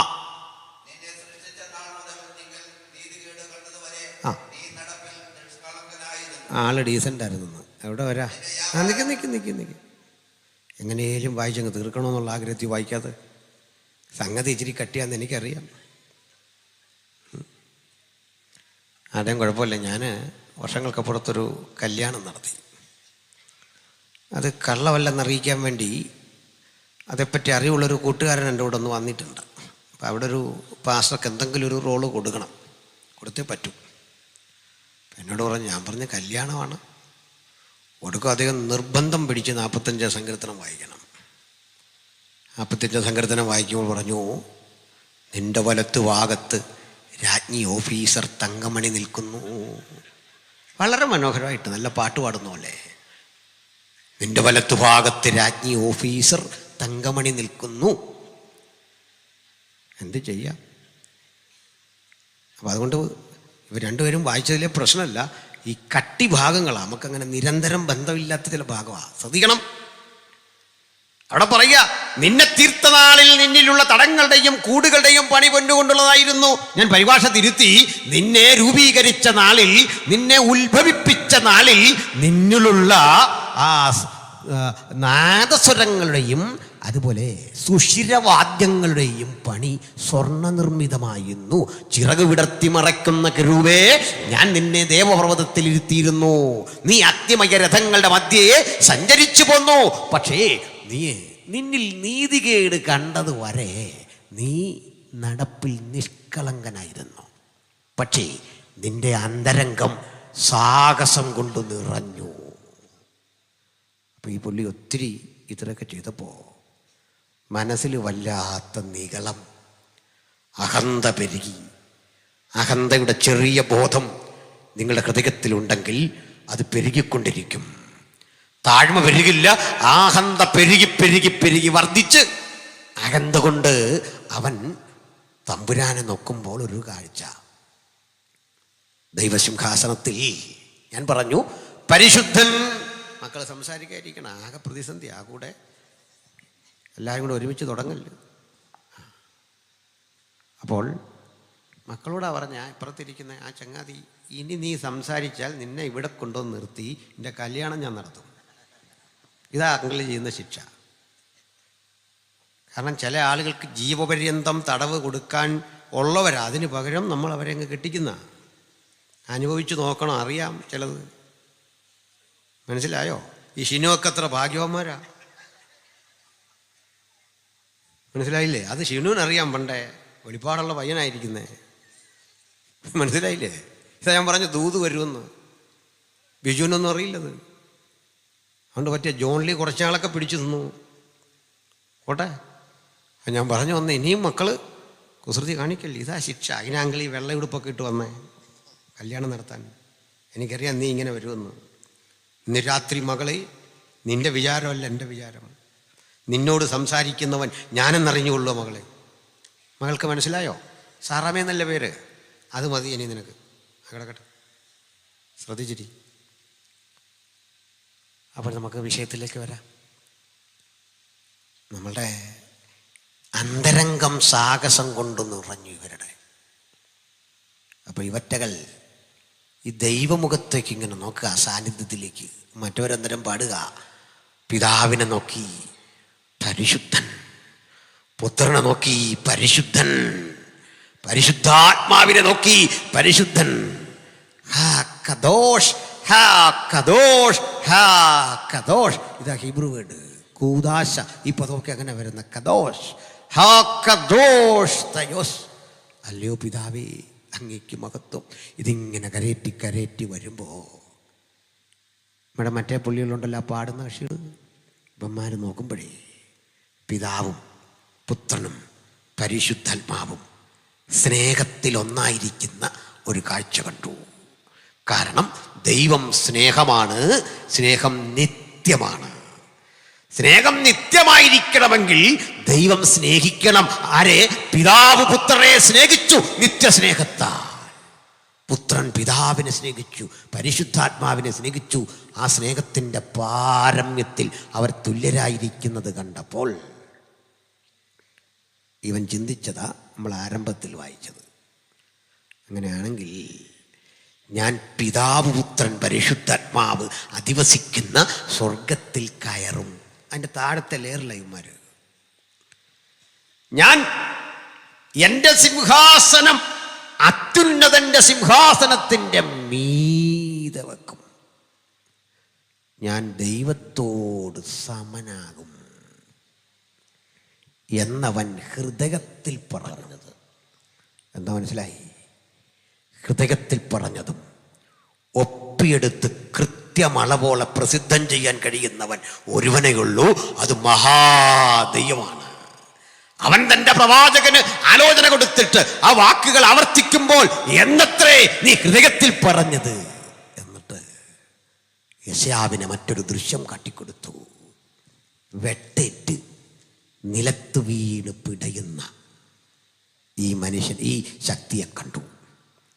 അതിനെ നോക്കി യെശയ്യാവ് തലയിൽ കൈവച്ചുകൊണ്ട് ചോദിക്കുക, ഓ ലൂസിഫർ, അരുണോദയപുത്രനായ ശുക്ര, നീ എങ്ങനെ ആകാശത്തു നിന്നു വീണു? നീ ജാതികളെ താഴ്ത്തിക്കളഞ്ഞവനെ, നീ എങ്ങനെ വെട്ടേറ്റ് നിലത്ത് വീണു? കാരണം ഇത്രയും വലിയ പുള്ളിക്ക് ഈ വെട്ടെങ്ങനെ കിട്ടിയെന്ന് യെശയ്യാവ് അമ്പരന്നു പോയി. ഇനിയാണ് നമ്മുടെ സ്വോത്രയാഴ്ചയിലേക്ക് കിടക്കും മുമ്പ് നിങ്ങളുടെ മുമ്പിൽ ഒരു ചോദ്യം ഇട്ട് തന്നിട്ട് ഞാൻ അങ്ങോട്ട് പോവാം. ഈ വെട്ടി ഇട്ടത് ലൂസിഫറിനെയാണല്ലോ. വെട്ടേറ്റവൻ വീണു, അധമപാതാളത്തിൽ അവന് കിടക്ക വിരിച്ചു എന്നൊക്കെ താഴെ കിടക്കുക. ഞാനിനി ഒന്നും വായിപ്പിക്കുന്നില്ല എന്നുള്ള തീരുമാനത്തിലാണ്. വെട്ടിയവൻ താഴെ കിടക്കുക. യെശയ്യാവ് വീണ്ടും കരയും. വായിച്ചാൽ അതാ വിഷയം. ഞാനിത് എഴുതിപ്പോയല്ലോ എന്ന് ഓർത്തതുണ്ട്. പോട്ടെ. അപ്പോൾ വെട്ടേറ്റ് നിലത്തു വീണതെങ്ങനെ വിലപിക്കുകയാണ്. അപ്പം എൻ്റെ ചോദ്യം ഇത്ര ഉണ്ടോ? വെട്ടേറ്റവനെ നിലത്ത് വീഴ്ത്തിയെങ്കിൽ നമ്മളെല്ലാം കൂടി ഇപ്പടി ശാസിക്കുന്ന ആരെയാ? അവനെ വെട്ടിയല്ലോ. നമ്മൾ വിട്ടുപോകാൻ കൽപ്പിക്കുന്നു എന്നൊക്കെ പറഞ്ഞ് സൗണ്ട് ഉണ്ടാക്കുമല്ലോ. അപ്പോൾ പിശാചി തിരിച്ചൊരു ചോദ്യം, എന്നതേ വെട്ടിയിട്ടേക്കുക, പിന്നെയും ഞാനിനി അങ്ങോട്ട് പോകണം. ശരിയല്ലേ? ശരിയല്ലേ? ആഹാ, ഇപ്പോഴാ മനസ്സിലായത്. ഇവനെ വെട്ടിയിട്ടേക്കുന്നു. അത് നിസാര പുള്ളിയല്ല, വെട്ടി താഴെ ഇട്ടു. വെട്ടി താഴെ ഇട്ടെങ്കിൽ നമ്മൾ ശാസിക്കുന്ന ആരെയാ? ഇന്നവനുണ്ടോ? വെട്ടുകൊണ്ടല്ലോ. ഇനി നമ്മളെ വിട്. നമ്മുടെ കർത്താവിൻ്റെ അരികിൽ വന്ന് ഒരുത്തൻ പറയാം, നീ ഒന്ന് താഴോട്ട് ചാട്, കൈകളിൽ താങ്ങിക്കൊള്ളൂ എന്നല്ലേ പറഞ്ഞത്, ഒന്ന് ചാടൂ. ആ പുള്ളി ആരാ? വെട്ട് കിട്ടാത്ത ആളാണോ? ഇതാരാ കക്ഷി? ഇപ്പോൾ ഒരു കാര്യം മനസ്സിലായി. സാത്താനെക്കുറിച്ച് നമ്മളിൽ പലരും ധരിച്ചു വെക്കുന്നത് വചനത്തോട് അത്ര പൊരുത്തപ്പെടുന്നില്ല. അപ്പം നാളെ മുതൽ നമ്മൾ ശാസിക്കേണ്ടെന്നാണോ? നമ്മൾ ശാസിക്കണമെന്നല്ല. ഇന്നെങ്ങനെ വത്സിച്ചോ അതുപോലെ വത്സിക്കണം. ഒരു കുഴപ്പമില്ല. സന്തോഷമുണ്ടോ? പിന്നെ ഇതേ ഉള്ളൂ. ഈ വെപ്പുവല്ല് വെച്ചവർ സൂക്ഷിച്ച് വത്സിക്കണം. ഞാൻ ഉത്തരവാദിയല്ലേ, ഉപദേശി പറഞ്ഞെന്നോർത്ത് നമ്മുടെ ആരോഗ്യം നോക്കിയേ ചെയ്യാവുള്ളൂ. ഏതായാലും ഒറ്റ ചോദ്യം ഇവിടെ വരുന്നു. വെട്ടേറ്റവൻ നിലത്ത് വീണെങ്കിൽ പിന്നെ നമ്മൾ ശാസിക്കുന്നത് ആരെ? പിന്നിന്നൂടാടി സഞ്ചരിക്കുന്നവൻ ആര്? യോബിൻ്റെ പുസ്തകത്തിൽ കണ്ടവൻ ആര്? യേശുവിൻ്റെ അരികിൽ മരുഭൂമിയിൽ വന്ന് കല്ലിനോട് അപ്പമാകാൻ പറഞ്ഞവൻ ആര്? ദുരാത്മാക്കളായി അനവധി സഹോദരീ സഹോദരന്മാരുടെ ശരീരത്തിൽ ആവസിക്കുകയും കൃപയോടെ ദൈവവൃത്തന്മാർ ദുരീകരിക്കുകയും ചെയ്യുന്ന ആ ശക്തി ആര്? അറിയണ്ടേ? എങ്ങനെയാണ് വെട്ടേറ്റ് നിലത്ത് വീണ അധമ പാതാളം പുൽകിയ പിശാചുക്കളുടെ ശല്യം ഇന്നുണ്ടാകുന്നത്? അതിനുമ്പ് പിശാചിൽ വിശ്വാസമില്ലാത്ത ആൾക്കാരുണ്ട് എന്നൊക്കെ പറഞ്ഞു കേട്ടിട്ടുണ്ട്. അതൊക്കെ ചുമ്മാ മനുഷ്യൻ പറയുന്നതാണ്. ഈ ഡിജിറ്റൽ യുഗത്തിലും പിശാച് എന്നൊക്കെ പറയാൻ നിങ്ങൾക്ക് ലജ്ജയില്ലേ എന്ന് ചോദിക്കുന്നവരുണ്ട്. അങ്ങനെയുള്ളൊരു 10-20 പേരെ നമ്മൾ ഒരുമിച്ച് കൂട്ടിയിട്ട് ഇനി ഇവിടെ ഒരാളുണ്ടെന്ന് വിചാരിച്ചു, അങ്ങനൊരു വിശ്വാസമൊന്നും എനിക്കില്ല. നമ്മൾ യോഗം കഴിഞ്ഞ് പിരിയുമ്പോൾ നടന്നാശാൻ പോകുന്നെന്ന് വിചാരിക്കുക. കുറേ ദൂരം കഴിഞ്ഞ ആൾ തനിച്ചായി. ഈ യാത്ര ഒരു 3 തവണയെങ്കിലും ആൾ തിരിഞ്ഞു നോക്കും. മനസ്സിലായിട്ടുണ്ടോ? അങ്ങനെ ഒരാൾ ഒരു ദിവസം ഇങ്ങനെ പോകും വഴിക്ക് എതിരെ ഉണ്ടൊരു മനുഷ്യൻ വരുന്നു. അപ്പോൾ ഈ ശ്മശാനത്തിൻ്റെ അടുത്ത് വന്നപ്പോൾ ഈ മനുഷ്യൻ ചോദിച്ചു, എവിടേക്കാ? പുള്ളി വഴിയൊക്കെ പറഞ്ഞു, ഒരുമിച്ച് പോവാണ്. പുള്ളി പറഞ്ഞു, എൻ്റെ പൊന്നു ചേട്ടാ, ഇതൊക്കെ മനുഷ്യർ ചുമ്മാ പറയുന്നത്, ഈ മരിച്ചു കഴിഞ്ഞ് ഏതാണ്ട് വിഷയമുണ്ടെന്നും പിശാചുക്കളുണ്ടെന്നും ഒക്കെ ചുമ്മാ പറയുന്നത്. ചേട്ടൻ്റെ അഭിപ്രായം എന്താ? പുള്ളി പറയും, ഞാൻ മരിച്ചിട്ട് 10-15 കൊല്ലമായി, എനിക്കിപ്പോൾ ഇത്തരം കാര്യങ്ങളൊന്നും അറിയത്തില്ല, ഇത്തരം വിഷയങ്ങളെ ഇപ്പോൾ എനിക്ക് പിടികിട്ടുന്നില്ല, എന്തൊക്കെയാ സംഭാഷണമെന്നൊന്നും. ഒരു കഥയാ, നടന്നതല്ല. മരിച്ചവൻ പിശാചായി വരുമെന്ന് ബൈബിളിൽ ഒരു പഠിപ്പിക്കലുമില്ല. സമയ പരിധി കൊണ്ട് പിന്നെ എന്തുകൊണ്ടങ്ങനെ സംഭവിക്കുന്നു എന്നൊക്കെ പറയേണ്ടത് ഞാൻ ഒഴിവാക്കുന്നു. കാരണം നമ്മുടെ വിഷയം അതുമല്ല. ആദ്യം ഈ വിഷയമൊന്ന് ഗ്രഹിക്കാൻ നമുക്ക് എന്താണ് ഈ പിശാച് എന്നൊന്ന് മനസ്സിലാക്കണം.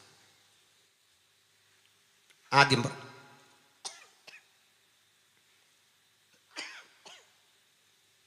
വെള്ളത്തിനല്ലൊരു പ്രാണി. കുറച്ച് നാളായിട്ട് ഞാൻ വെജിറ്റേറിയനാണ്, അല്ലെങ്കിൽ ഇതങ്ങ് വിഴുങ്ങിയുള്ളായിരുന്നു. ചെറിയ അസുഖമൊക്കെ വന്ന ശേഷം വെജിറ്റബിൾ ഫുഡ് മാത്രം ഇപ്പോൾ കഴിയുന്നു. പഴയ രീതിക്കാണെങ്കിൽ ഒരല്പം വെള്ളം കൂടെ കുടിച്ച് ഇതങ്ങ് അകത്താക്കുകയുള്ളായിരുന്നു. അപ്പോൾ ഈ പിശാച് എന്നൊരു പദം പഴയ നിയമം മുഴുവൻ വായിച്ചാൽ കാണാനാവില്ല. അങ്ങനൊരു പദം ഇല്ല. നമ്മുടെയൊക്കെ പിശാചിനെ പറ്റിയുള്ള സങ്കല്പം ഒത്തിരി മാറി. അപ്പോൾ പിന്നെ സാത്താൻ എന്ന പദമുണ്ടോ? ഉണ്ട്. പക്ഷെ ഉൽപ്പത്തിയിലെങ്ങും സാത്താൻ എന്നില്ല, പുറപ്പാടിലുമില്ല, ലേവ്യ പുസ്തകത്തിലുമില്ല. ഉൽപ്പത്തിയിലില്ല, പുറപ്പാടിലില്ല, ലേവ്യ പുസ്തകത്തിലില്ല. സാത്താൻ, പിശാച്, ഈ പദങ്ങളില്ല. പിശാച് എന്ന പദം ബൈബിളിൽ ആദ്യം കാണുന്നത് മത്തായിയുടെ സുവിശേഷം 4:1. അതിന് മുമ്പില്ല. പഴയ നിയമത്തിൽ സാത്താൻ എന്നുണ്ട്. ആദ്യം കാണുന്ന റെഫറൻസ് ഞാൻ നിങ്ങളോട് പറയാം, പക്ഷെ ഇപ്പം നിങ്ങൾ വായിച്ചാൽ അതിൽ കാണത്തില്ല. സംഖ്യാപുസ്തകം 22-ാം അധ്യായത്തിൻ്റെ 22-ാം വാക്യത്തിലാണ് സാത്താൻ എന്ന് ഹീബ്രു ബൈബിളിൽ കിടക്കുന്നത്. മലയാളത്തിലില്ല. പകരം പ്രതിയോഗി എന്നൊരു പദമാണ്. അവിടെയും പ്രശ്നം, ഈ പ്രതിയോഗി എന്ന് വിളിക്കുന്ന പദത്തിന് തത്തുല്യമായി ഹീബ്രുവിൽ സാത്താൻ എന്ന് പറയുന്നത് സത്യത്തിൽ അവിടെ ഒരു നല്ല ദൂതനെ പറ്റിയ ആരാന്നും പറയാം. യഹോവയുടെ ദൂതൻ ബിലയാമിന്റെ മുമ്പിൽ പ്രതിയോഗിയായി നിന്നു. ഹീബ്രുവിൽ കിടക്കുന്നു സാത്താനായി നിന്നു. അങ്ങനെ ദൂതൻ സാത്താനാകുന്നത് പറയാം. സാത്താൻ എന്നൊരാളുടെ പേരല്ല. സാത്താൻ എന്ന പദം മലയാളം അല്ല കേട്ടോ, ഹീബ്രുവാ, എബ്രായ.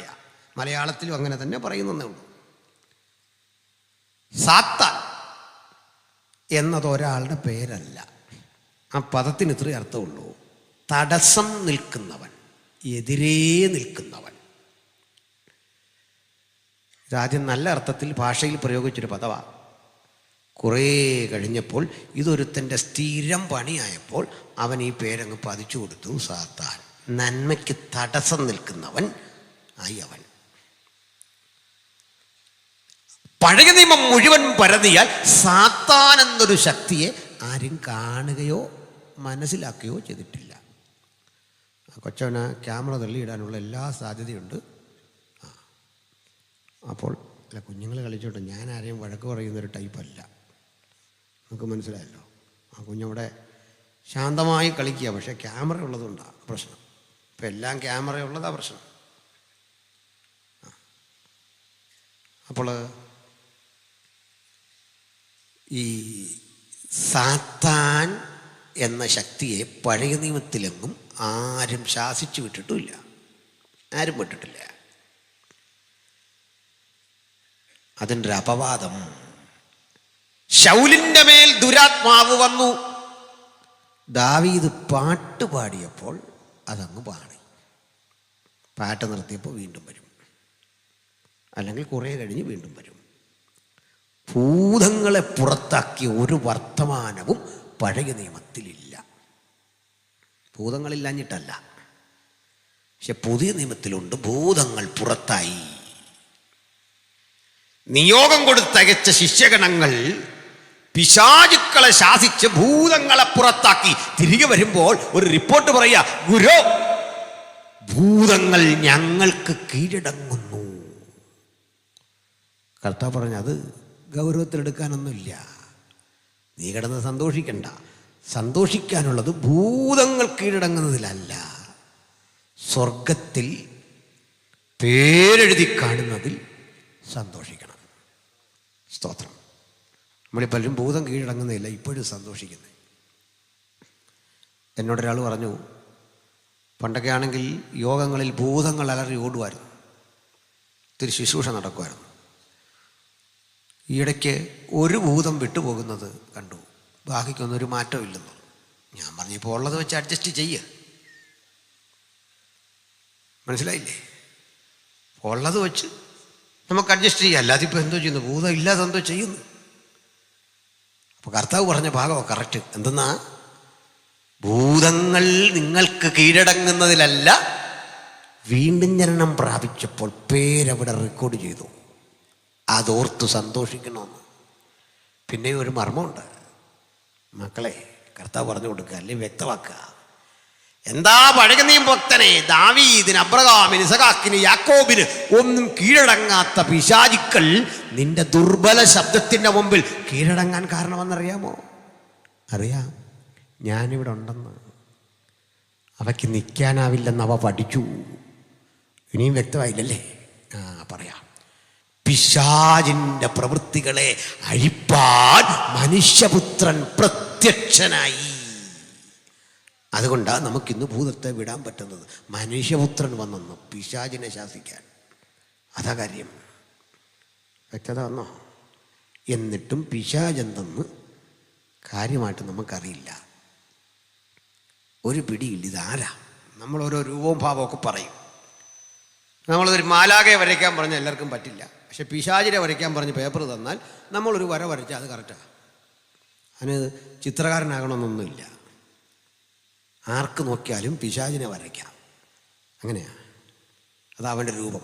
അവനിച്ചിരി വിവരമുണ്ട്. അതുകൊണ്ടാണ് ആ സ്ത്രീയുടെ അടുത്ത് എന്ന് പറഞ്ഞ എന്താ, ഈ ഫലം തിന്നുന്ന നാളിൽ ആരെപ്പോലെ ആകും? ദൈവത്തെ പോലെ. എന്നാൽ പിന്നെ പിശാച് പറഞ്ഞോ, നീ ഇത് തിന്നാൽ എന്നെപ്പോലെ ആകുമെന്ന് പറഞ്ഞോ? അവന് തന്നെ അറിയാവും, മെനകെട്ടവനാ, പറഞ്ഞ ആകർഷണം വരികയില്ലെന്ന്. അത്ര വിവരം അവനുണ്ട്. പിടിയിട്ടോ?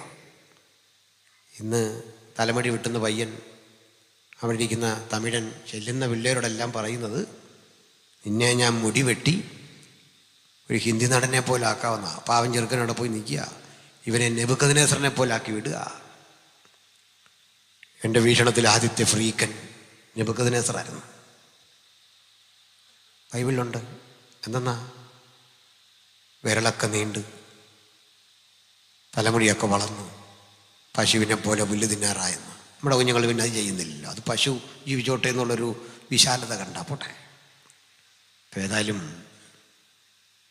മറ്റൊരാളെ പോലെയാക്കാം സാത്താൻ്റെ തന്ത്രം. എന്നിട്ടും സാത്താനെ മനസ്സിലാകുന്നില്ല. പഴയ നിയമത്തിൽ അവൻ പാമ്പ്, പുതിയ നിയമത്തിൽ അവനെ വിളിച്ച് പിശാച്. പക്ഷേ വിട്ടില്ല. യേശുവിൻ്റെ ഓരം ചാരിക്കിടന്ന ഒരു ശിഷ്യനുണ്ടായിരുന്നു, യോഹന്നാൻ. ആത്മീക മർമ്മങ്ങളുടെ ആഴമറിഞ്ഞറിഞ്ഞ് യേശുവിനൊപ്പം പഠിച്ചു വരുന്ന കാലത്ത് ഒരു ദിവസം കർത്താവ് അവനെ പഠിപ്പിച്ചു എന്താണ് സാത്താൻ. അന്നാണ് സാത്താനെ നമുക്കും മനസ്സിലായത്. സാത്താൻ ഒരാളല്ല, അവനിൽ മൃഗം, അവനിൽ ലൂസിഫർ എന്ന മഹാസർപ്പമുണ്ട്, അവനിൽ മൃഗം എന്ന എതിർക്രിസ്തുവുണ്ട്, അവനിൽ കള്ളപ്രവാചകൻ എന്ന മൂന്നാമതൊരു ശക്തിയുണ്ട്. ഈ മൂന്ന് ശക്തികൾ ചെയ്യുന്നത് ലൂസിഫർ പിതാവായ ദൈവത്തെ അനുകരിക്കുന്നു. ഞാൻ അത്യുന്നതനോട് സമനാകും, എൻ്റെ സിംഹാസനം അവിടെ വെക്കും. ദൈവത്തിൻ്റെ സിംഹാസനത്തിൻ്റെ മീതെ എൻ്റെ സിംഹാസനം വെക്കും. അത്യുന്നതനോട് സമനാകാൻ ശ്രമിക്കുന്ന ലൂസിഫർ, യേശുക്രിസ്തുവിനെ അനുകരിക്കാൻ ശ്രമിക്കുന്ന എതിർക്രിസ്തു, പരിശുദ്ധാത്മാവിനെ അനുകരിക്കാൻ ശ്രമിച്ച് തൻ്റെ ജനത്തെ വഴിതെറ്റിക്കുന്ന വ്യാജപ്രവാചകൻ. ഈ മൂന്ന് ശക്തികളുടെ സങ്കലനമാണ് പിശാച്. അവയ്ക്ക് ഒറ്റയ്ക്ക് പ്രവൃത്തിയുണ്ട്, വേറിട്ട പ്രവൃത്തിയുണ്ട്. വരാനിരിക്കുന്ന ഒരു കാലഘട്ടം അവ നിറഞ്ഞാടാൻ പോകുക, അവ അഴിഞ്ഞാടാൻ പോകുക. അവയ്ക്ക് ആവശ്യമായ വിധത്തിൽ ലോകം പ്രശ്നകലുഷിതമായ ഒരു പശ്ചാത്തലം സംജാതമാക്കിയിരിക്കുമ്പോഴാണ് ഞാനും നിങ്ങളും ഇന്ന് രാത്രി സർവശക്തനെ പാടി സ്തുതിക്കുവാൻ ഇവിടെ വന്നിരിക്കുന്നതെങ്കിൽ ഈ 34ാമത് കൺവെൻഷൻ ഇരുട്ടിന്റെ ശക്തികൾക്കെതിരെയുള്ള ഒരു യുദ്ധപ്രഖ്യാപനമാണ്. അപ്പൊ എന്താണ് പിശാചെന്ന് മനസ്സിലായി. പിശാചും സാത്താനുമായ പഴയ പാമ്പ്. തീർന്നില്ല. ഇനി നമ്മൾ വായിച്ചറിഞ്ഞൊരു ഭാഗം നടന്ന സംഭവമല്ല. ഏത്? അരുണോദയപുത്രനായ ശുക്ര, നീ വെട്ടറ്റു നിലത്ത് വീണത് എങ്ങനെ? ഈ വെട്ട് ഇതുവരെ നടന്നിട്ടില്ല. ഇതുവരെ അവനെ വെട്ടിയിട്ടില്ലെന്ന്, സ്ഥാനം തെറിപ്പിച്ച് വിട്ടതേ ഉള്ളൂ. ഇങ്ങനെ കടക്കരുത്, പോ. എന്താ തെളിവ്? ഒരു ദിവസം ദൈവപുത്രന്മാർ ദൈവത്തിന്റെ സന്നിധിയിൽ നിൽക്കാൻ ചെന്നു. പിശാചും അവരുടെ കൂടെ ചെന്നു. സാത്താൻ ദൂതഗണങ്ങൾ നിൽക്കുന്ന ഇടം വരെ വരാം.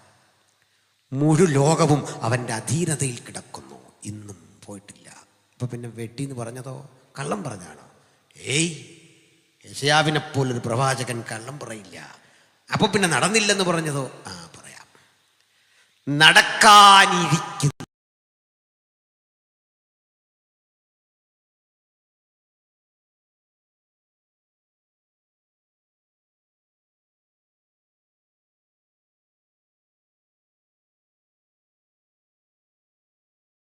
ആർക്കെങ്കിലും എന്നോട് കരുണയുണ്ടെങ്കിൽ യെശയ്യാ 14:10 മര്യാദയ്ക്കൊന്ന് വായിക്കണം. വായിക്കാൻ റെഡിയാക്കി വെച്ചോണം. സമയം തന്നിരിക്കുക. മുഴുവൻ വായിച്ച് റെഡി. അവരൊക്കെയും നിന്നോടും നിൽക്ക്. ഈ വെട്ടേറ്റ് വീണു എന്നാണ് കഴിഞ്ഞു പോയതാണെങ്കിൽ ഈ പറയുന്നത് എങ്ങനെ നടക്കും? പറഞ്ഞു വായിച്ചേ. അവരൊക്കെയും നിന്നോട് നീയും ഞങ്ങളെപ്പോലെ ബലഹീനനായോ? നിൽക്ക്. ഈ വെട്ടി താഴെ വീണവനെ കണ്ടിട്ട് ഒരുപറ്റം കക്ഷികൾ പറയാ, നീ ഞങ്ങളെ പോലായോ? ആരായി ഞങ്ങള്? അപ്പൊ ഇവന് മുമ്പ് ആരാണ്ട് പോയോ? വീണോ? ലൂസിഫറിനെ വെട്ടി താഴെ ഇട്ടെങ്കിൽ ഇവിടെ ചിലർ പറയുക, അല്ലയോ അരുണോദയ പുത്രനായ ശുക്ര, നീയും ഞങ്ങളെ പോലെയായോ? പിന്നെ നീയും ഞങ്ങൾക്ക് തുല്യനായി തീർന്നുവോ? പിന്നെ എന്ന് പറയും. പിന്നെ നിന്റെ ആഡംബരവും വാദ്യഘോഷവും പാതാളത്തിലേക്ക് ഇറങ്ങിപ്പോയി. പിന്നെ നിന്റെ കീഴെ പുഴുക്കളെ വിരിച്ചിരിക്കുന്നു, കൃമികൾ നിനക്ക് പുതപ്പായിരിക്കുന്നു. അരുണോദയ പുത്രനായ ശുക്ര, നീ എങ്ങനെ ആകാശത്ത് നിന്ന് വീണു? ജാതികളെ താഴ്ത്തിക്കളഞ്ഞവനെ, നീ എങ്ങനെ വെട്ടേറ്റ് നിലത്ത് വീണു? ഞാൻ സ്വർഗത്തിൽ കയറും, എൻ്റെ സിംഹാസനം ദൈവത്തിൻ്റെ നക്ഷത്രങ്ങൾക്ക് മീതെ വെക്കും. ഉത്തരദിക്കിന്റെ അതിർത്തിയിൽ സമാഗമ പർവ്വതത്തിന്മേൽ ഞാൻ ഇരുന്നരുളും. പിന്നെ ഞാൻ മേഘോന്നതങ്ങൾക്ക് മീതെ കയറും. ഞാൻ അത്യുന്നതനോട് സമനാകും എന്നല്ലോ നീ ഹൃദയത്തിൽ പറഞ്ഞത്. എന്നാൽ നീ പാതാളത്തിലേക്ക്, നാശകൂപത്തിന്റെ അടിയിലേക്ക് തന്നെ വീഴും. നീ പാതാളത്തിലേക്ക്, നാശകൂപത്തിന്റെ അടിയിലേക്ക് വീഴും. സംഭവിച്ചില്ല, വീഴും. ഫ്യൂച്ചർ ടെൻസ് വായിച്ചേ. നിന്നെ കാണുന്നവർ നിന്നെ ഉറ്റുനോക്കി ഭൂമിയെ നടുക്കുകയും രാജ്യങ്ങളെ കുലുക്കുകയും ഭൂതലത്തെ മരുഭൂമി പോലെ ആക്കുകയും അതിലെ പട്ടണങ്ങളെ ഇടിച്ചു കളയുകയും തന്റെ ബദ്ധന്മാരെ വീട്ടിലേക്ക് അഴിച്ചുവിടാതിരിക്കുകയും ചെയ്തവൻ ഇവനല്ലയോ എന്ന് നിരൂപിക്കും. അങ്ങനെയാണെങ്കിൽ വെട്ടിയിട്ടെങ്കിൽ ഇവൻ ഇടിച്ചു കളഞ്ഞ പട്ടണം ഏതാ? ഇവിടെ പറയുന്ന ഈ രാജാക്കന്മാരാരാ? ഏത് രാജാവുമായിട്ടാണ് ഇവൻ പ്രശ്നം ഉണ്ടാക്കിയത്? ആർക്ക് തുല്യനായി ഇവൻ തീരുമെന്നാ പറഞ്ഞ? നീ ഞങ്ങൾക്ക് തുല്യനായോ? അങ്ങനെയെങ്കിൽ വെട്ടേറ്റു വീണതിന് മുമ്പ് ആരാണ്ട് വീണോ? ചിന്താക്കുഴപ്പം കൂടി ഉത്തരം പറയാം. ഇത് നടന്ന പ്രവചനമല്ല, നടക്കാനിരിക്കുന്ന പ്രവചനമാണ്. എന്താ തെളിവ്? അങ്ങനെയെങ്കിൽ നീ എങ്ങനെ നിലത്തു വീണു ആകാശത്ത് നിന്ന്? അത് പാസ്റ്റ് ടെൻസ് അല്ലേ? തീർച്ചയായും പാസ്റ്റ് ടെൻസിൽ നടക്കാത്ത ചില കാര്യങ്ങൾ നടന്നതായി പറയുന്ന രീതി ബൈബിളിലുണ്ട്. തെളിവേണോ? നമുക്ക് ഒരു ശിശു ജനിച്ചിരിക്കുന്നു, നമുക്ക് ഒരു മകൻ നൽകപ്പെട്ടിരിക്കുന്നു. അന്ന് ശിശു ജനിച്ചില്ല, 700 കൊല്ലം കഴിഞ്ഞു. പിന്നെന്തിനാ പാസ്റ്റ് ടെൻസിൽ പറഞ്ഞെന്നറിയണ്ടേ? ഈ പ്രവചന വിഷയത്തിൻ്റെ ഒരു ഉറപ്പ് സ്ഥിരീകരിക്കാൻ പാസ്റ്റ് ടെൻസിൽ പറയുകയാണ്, നീ വെട്ടേറ്റ് നിലത്ത് വീണത് എങ്ങനെ? അതിൻ്റെ അർത്ഥം വെട്ടുകലെന്നല്ല. പറയാം, ഒരു വെട്ട് ഒരു ദിവസം ഇവനിട്ട് കിട്ടും. പറയാൻ പോവാ. ഞാനും നിങ്ങളും അധിവസിക്കുന്ന ആത്മമണ്ഡലത്തിൽ അവനുണ്ട്. ഞാനും നിങ്ങളും പ്രവർത്തിക്കുന്ന സകല ഇടത്തും ഇരുട്ടിന്റെ ശക്തികൾ വ്യാപരിക്കുന്നുണ്ട്. രാഷ്ട്രീയ മണ്ഡലത്തിൽ അവ വ്യാപരിക്കുന്നുണ്ട്. അത് ആത്മീക നേതാക്കളിൽ വ്യാപരിക്കുന്നുണ്ട്. എന്താണ് ഛത്തീസ്ഗഡിലുമൊക്കെ ഇപ്പോൾ സംഭവിക്കുന്നത്? പ്രാർത്ഥിക്കുന്നത് ഈ മക്കളുടെ പ്രാർത്ഥനാലയങ്ങൾക്കുള്ളിൽ കടന്ന് അവരെ നിഷ്കരണം അടിച്ചു തകർത്ത് വിവസ്തരാക്കി ആക്ഷേപിക്കുന്ന, സുവിശേഷത്തിന് വിപരീതമായ നിയമങ്ങൾ കൊണ്ട് ലോകത്തെ കലുഷിതമാക്കുന്ന ഒട്ടേറെ സംഭവങ്ങൾ കാണുമ്പോൾ എതിർക്രിസ്തുക്കൾ ലോകത്തിലേക്ക് പുറപ്പെട്ടിരിക്കുന്നു എന്ന യാഥാർത്ഥ്യം ദൈവമക്കൾ മനസ്സിലാക്കിയിരിക്കണം. ഹല്ലേലൂയ. ഈ ആത്മീയ മണ്ഡലത്തിലെ കാര്യമൊന്നും ഞാൻ പറയുന്നില്ല. ചില കൺവെൻഷനൊക്കെ കണ്ടില്ലേ, 100 കൊല്ലം തികയുന്നതിൻ്റെ അന്ന് നല്ല പെരുക്കനാടി.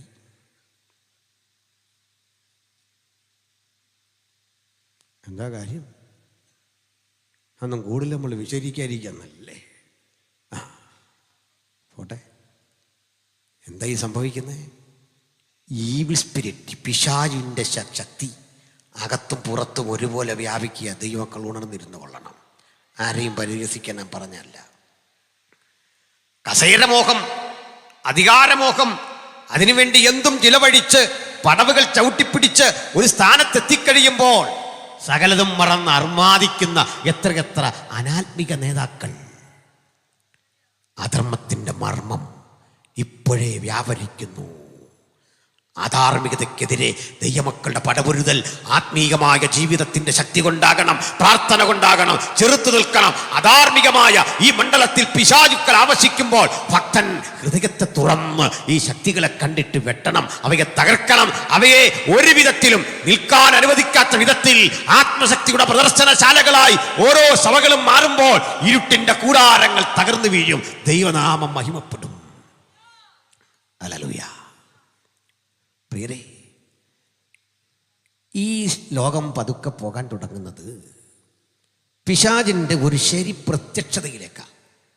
നമ്മൾ കാണാതിരുന്നവൻ ഒരു ഭരണാധികാരിയിൽ ആവസിക്കും. ഒരു ഭരണാധികാരി ഉലകത്തെ മുഴുവൻ ഭരിക്കും. ഇവിടെ മുതൽ ഒത്തിരി വിശദീകരിച്ചു പോകേണ്ടതാണ്. ഒരു ഭരണാധികാരിക്ക് കീഴിൽ ഈ പ്രപഞ്ചം അമരും. അവനൊരു സാംഘിക ക്രമത്തിലൂടെ, ഒരു നമ്പറിലൂടെ, 666 എന്ന മാന്ത്രിക സംഖ്യയിലൂടെ ഉൽപ്പന്നങ്ങൾ കൊടുക്കുകയും വാങ്ങുകയും ചെയ്യുന്ന വ്യവഹാര കർമ്മങ്ങൾ ആരംഭിക്കും. അങ്ങനെ ആർക്കും പ്രവർത്തിച്ചുകൂടാത്ത രാത്രി വരുന്നു എന്ന വചനം നിവൃത്തിയാകും. രഹസ്യങ്ങളില്ലാത്ത ഒരു ലോകം യാഥാർത്ഥ്യമാകും. നിഗൂഢമായി ചെയ്യുന്ന പലതും വെളിപ്പെട്ടു വരുന്ന ഒരു സ്ഥിതിവിശേഷം സംജാതമാകും. ഭീകരതയുടെ അത്തരം നാളുകൾക്കിനി അധിക നാൾ കാത്തിരിക്കേണ്ടി വരികയില്ല. നോക്കി നിൽക്കേ, പ്രപഞ്ചത്തിന്റെ ക്രമം മാറ്റുന്ന ഒരു ഏകാധിപതിക്ക് വേണ്ടി ഉലകം കാത്തിരിക്കുന്നു. ഞാൻ കണ്ടെത്തിയ അവൻ്റെ ഒരു ലക്ഷണം, അല്പം വിവാദമായാലും പറയാതിരിക്കാൻ ലക്ഷണം കഴിയില്ല. എതിർ ക്രിസ്തു എന്ന് പറയുമ്പോൾ അവിടുന്ന് വരുന്നു, ഇവിടുന്ന് വരുന്നു, അപ്പുറത്തുനിന്ന് വരുന്നില്ല. ഞാൻ അവൻ്റെ ലക്ഷണം പറയാം. അവൻ്റെ സ്വഭാവം ദാനിയേൽ പ്രവാചകൻ പറയുക, അവൻ കോട്ടകളുടെ ദേവനെ ബഹുമാനിക്കും. ആ ഏകാധിപതിയുടെ കാര്യം പറയുക, ഡിഫൻസിന് പണം മുടക്കുന്നു. കോട്ടകളുടെ ദേവനെ, മനസ്സിലായോ? കോട്ടകളുടെ ദേവനെ ബഹുമാനിക്കും. അവൻ്റെ രാഷ്ട്രീയത്തിൽ ഡിഫൻസിന് പണം മുടക്കുന്നു, എന്നിട്ട് സ്വയം തകരുക. പാകിസ്ഥാനെയൊക്കെ കണ്ടില്ലേ? ഇന്ത്യ പോലൊരു രാജ്യത്തോട് നേരിടാൻ ആഹാരം പോലും പ്രജകൾക്ക് കൊടുക്കാതെ ആയുധം വാങ്ങിക്കൂട്ടി. അത് തിന്ന വിശപ്പ് മാറുമോ? മാറൂല. മനസ്സിലാക്കണം. അപ്പം ഡിഫൻസിന് പണം മുടക്കുക ലോകരാഷ്ട്രങ്ങൾ. ആരെ കൊല്ലാനാ? കോട്ടകളുടെ ദേവനെ ബഹുമാനിക്കുന്ന ഒരു സ്പിരിറ്റ് ഡിഫൻസിന് പണം മുടക്കും. അടുത്ത അപകടമുള്ള കാര്യം, അവൻ സ്ത്രീകളുടെ ഇഷ്ടദേവനെ കൂട്ടാക്കുകയില്ല. സ്ത്രീകളുടെ ഇഷ്ടദേവൻ എന്ന് അന്ന് പറയുന്നത് ഓരോ പേരില്ല, ഓരോ സ്ഥലത്ത് ഈ രതിദേവനെ കുറിച്ച് പറയുന്നത്. ലൈംഗികതയ്ക്ക് ദേവന്മാരുണ്ടായിരുന്നു അന്ന്. നമ്മുടെ നാട്ടിൽ ഓരോ വിദ്യാഭ്യാസം അതുപോലെ തന്നെ അതിന് വകുപ്പ് മന്ത്രിമാരുള്ളതെങ്കിൽ ലൈംഗികതയ്ക്ക് വകുപ്പുണ്ടായിരുന്നു പണ്ട് ദേവന്മാർക്കിടയിൽ. അത്തരത്തിൽ മനുഷ്യനിൽ ലൈംഗികമായ ബോധം ജനിക്കുന്നത് കാമദേവൻ അസ്ത്രം കൊണ്ട് എയ്യുമ്പോഴാണെന്നാണ്. അരവിന്ദം, നവമാലിക, ചൂതം, പൊന്നശോകം എന്നൊക്കെ പറയുന്ന പൂക്കൾ കരിമ്പ് കൊണ്ടുള്ള ഒരു വില്ലിൽ കെട്ടി എയ്യുമ്പോൾ മനുഷ്യൻ കാമോദ്ദീപകനാകും എന്ന് ഭാരതീയമായ സങ്കല്പം. ഇതേ കാര്യം റോമക്കാർ വിശ്വസിച്ചു. അപ്പോളോ എന്നറിയപ്പെടുന്നൊരു ദേവനുണ്ട്. നമുക്കറിയാം, ഒരു ടയർ ഉണ്ടെന്നല്ലേ? അങ്ങനെ വിളിക്കാൻ തന്നെ കാരണം അവൻ്റെ ആരോഗ്യം, ശക്തി. അതിനാണ് അപ്പോളോ എന്ന ദേവൻ. ഇനി സ്ത്രീപക്ഷത്തും ഇങ്ങനെ ദേവതമാരുണ്ടായിരുന്നു. അഫ്രോഡിറ്റസ്, വേണ്ട, നമ്മുടെ എഫസോസിലെ അർത്തമിസ്, ദ ഗോഡ് ഓഫ് സെക്സ്. അപ്പോൾ ഇതിൻ്റെ ഇത്രയും പറഞ്ഞതേ, ഞാനത് വൾഗറായി വിശദീകരിക്കാനൊന്നുമല്ല, എൻ്റെ ശീലവും അതല്ല. ഞാനൊന്ന് പറഞ്ഞു നിർത്താം, ശ്രദ്ധിച്ചോ. ദൈവം അനുവദിച്ച സ്വാഭാവിക ലൈംഗികത ഒരനുഗ്രഹമായി ചിന്തിക്കുന്നവരാണ് വേദപുസ്തകത്തിൻ്റെ വക്താക്കൾ. ദാമ്പത്യ ജീവിതത്തിനകത്ത്, അതിന് പുറത്ത് തെറ്റുമായി പറയുന്നത് നമ്മൾ. അതിനകത്തെ സ്വാഭാവിക ബന്ധം അതാണ് യഥാർത്ഥത്തിൽ ദൈവം നിശ്ചയിച്ചതെങ്കിൽ സ്ത്രീകളുടെ ഇഷ്ടദേവനെ, നാച്ചുറൽ സെക്സിനെ അംഗീകരിക്കാത്ത ഒരുത്തൻ എഴുന്നേക്കുമെന്ന് എന്ന് വെച്ചാൽ ഇനി വരുന്ന എതിർ ക്രിസ്തു എന്ന് പറഞ്ഞവൻ ഹോമോസെക്സ്വൽ ആകുമെന്ന്. പിടിയോ? ആൾ ലെസ്ബിയൻ, ആൾ ഗേ, ഇതൊക്കെ ആകുന്നു. നിങ്ങൾ സംശയിക്കണ്ട. താമസം വിന ഇത്തരം കക്ഷികൾ നമ്മുടെ ചർച്ചിൽ അംഗത്വമെടുത്തു വരും. കോർട്ടിൽ പോയി ഫൈറ്റ് ചെയ്ത് അവരുടെ കല്യാണം നടത്തി കൊടുക്കാൻ കോടതിയിൽ നിന്ന് അനുമതി പത്രം കൊണ്ട് ഞങ്ങളുടെ അടുത്ത് വരും. മനസ്സിലായോ? നിങ്ങളുടെ കൺമുമ്പിൽ അത് കണ്ടിട്ടേ നമ്മളൊക്കെ പോകൂ. ഫൈറ്റ് ചെയ്ത് മേടിക്കും. ഞങ്ങൾക്ക് പള്ളിയിൽ കിടക്കണം, ഞങ്ങളുടെ കല്യാണം നടത്തണം എന്ന് പറഞ്ഞ് പുരുഷൻ പുരുഷനെയും സ്ത്രീ സ്ത്രീയെയും വിവാഹം നടത്തുന്ന അവസ്ഥയിലേക്ക് ചർച്ചുകൾ മാറ്റപ്പെടും എന്ന് കുറിച്ചിട്ടു. ഞാൻ 10 കൊല്ലം മുമ്പൊക്കെ പ്രസംഗിച്ചത് യൂട്യൂബിൽ കിടപ്പുണ്ട്. ഒരു കുഴപ്പമില്ലാതെ നിറവേറിയിട്ടുണ്ട്. ഇവിടെ കൺമുമ്പിൽ കാണാം. മ്ലേച്ഛത എങ്ങനെ വിശുദ്ധ സ്ഥലത്തേക്ക് പ്രവേശിക്കുന്നു എന്ന് മനസ്സിലായോ? എങ്ങനെ വരുമെന്നായിരിക്കും അല്ലേ? പറയാം. ഇത്തരം ആളുകൾക്ക് ഈ ഒരു കാര്യം ഒഴിച്ചാൽ 100,000 ഗുണങ്ങളാണ്. ഇപ്പോൾ തൊട്ടപ്പുറത്ത് ഒരു ലെസ്ബിയൻ താമസിക്കുക. നമ്മൾ പറയുക അവരായി അവരെ പാടായി, നമുക്കെന്താ കാര്യം? അങ്ങനെയാ കാണേണ്ടത്. അങ്ങനെ തന്നെയാണ്. അവരുടെ സ്വാതന്ത്ര്യത്തിന് നമ്മൾ എതിരല്ല. അവരെ ഉപദ്രവിക്കാനും കല്ലെറിയാനും സദാചാര പോലീസ് കളിക്കാനൊന്നും നമുക്ക് അധികാരമില്ല. അവരുടെ സ്വാതന്ത്ര്യം. കുറേ കഴിഞ്ഞ് അവർ ഈ കൺവെൻഷന് വരുന്നു. അവർ നമ്മുടെ സംഘാടകരോട് ചോദിക്കും, ഞങ്ങളൊന്ന് വന്നോട്ടെ, നിങ്ങളുടെ ചർച്ചിൽ അടുത്ത ആഴ്ച ഞങ്ങളൊന്ന് വന്നോട്ടെ. ആരാ? പുരുഷനും പുരുഷനും കല്യാണം കഴിച്ച് 2 പേരെ, സ്ത്രീയും സ്ത്രീയും കല്യാണം കഴിച്ച് 2 പേരെ. സഭയിൽ ചിലർ പറയും അത് വേണ്ട. ചിലർ പറയും അവർ വരട്ടെ, ഇങ്ങനെയൊക്കെയല്ലേ അവർ ദൈവവചനം കേൾക്കുന്ന. പാപബോധം വരുമ്പോൾ അവരത് തിരുത്തും. പറഞ്ഞ് ഏതിനാ മുൻതൂക്കമെന്ന് അറിയണ്ടേ? രണ്ടാമത്തെ കക്ഷികൾക്ക്, ഉദാരമതികൾക്ക് അവർ വരും. അവരവിടെ വന്ന് അനങ്ങാതിരിക്കും, നല്ല സാമ്പത്തിക സഹായം ചെയ്യും. അങ്ങനെ ഇരിക്കുമ്പോൾ അവരിൽ ഒരാൾക്ക് പാടാനൊരവസരം. പാട്ട് കേട്ടപ്പോൾ പറഞ്ഞു നമുക്ക് അടുത്ത ക്യാമ്പിന് കൊണ്ടുപോകണമെന്ന്. മനസ്സിലായില്ലേ? എങ്ങനെയും മത്സരിച്ച് ജയിക്കണ്ടേ? ഈ അധർമ്മമൂർത്തിയും കൊണ്ടുപോകും ക്യാമ്പിന്. അവൻ ക്യാമ്പിൽ ചെന്ന് കുഞ്ഞുങ്ങളെയൊക്കെ അവൻ്റെ സന്ദേശം വ്യാപരിപ്പിക്കും. അധർമ്മത്തിൻ്റെ മർമ്മം ഇതിനകത്ത് വിളയാടും. ദൈവമക്കൾ ഇന്ന് രാത്രി ജാഗ്രതയോടെ കാത്തിരിക്കണം. തലമുറകളെ ദൈവകരങ്ങളിൽ ഏൽപ്പിച്ച് പ്രാർത്ഥിക്കണം. ദൈവത്തിൻ്റെ സന്നിധിയിലേക്ക് കടന്നു വരുന്ന ഓരോ ദൈവവൈതങ്ങളും ഇത്തരം തിന്മകൾക്കെതിരെ നിലകൊള്ളണം. എന്നെ അപരിഷ്കൃതനായിട്ടൊക്കെ ആളുകൾ കണ്ടേക്കാം. ഏതായാലും പോട്ടെ. ഒത്തിരി വിശദീകരിക്കുമ്പോൾ ആ വിശദീകരണം വൾഗറായി മാറും. അതിലെനിക്ക് താല്പര്യമില്ല.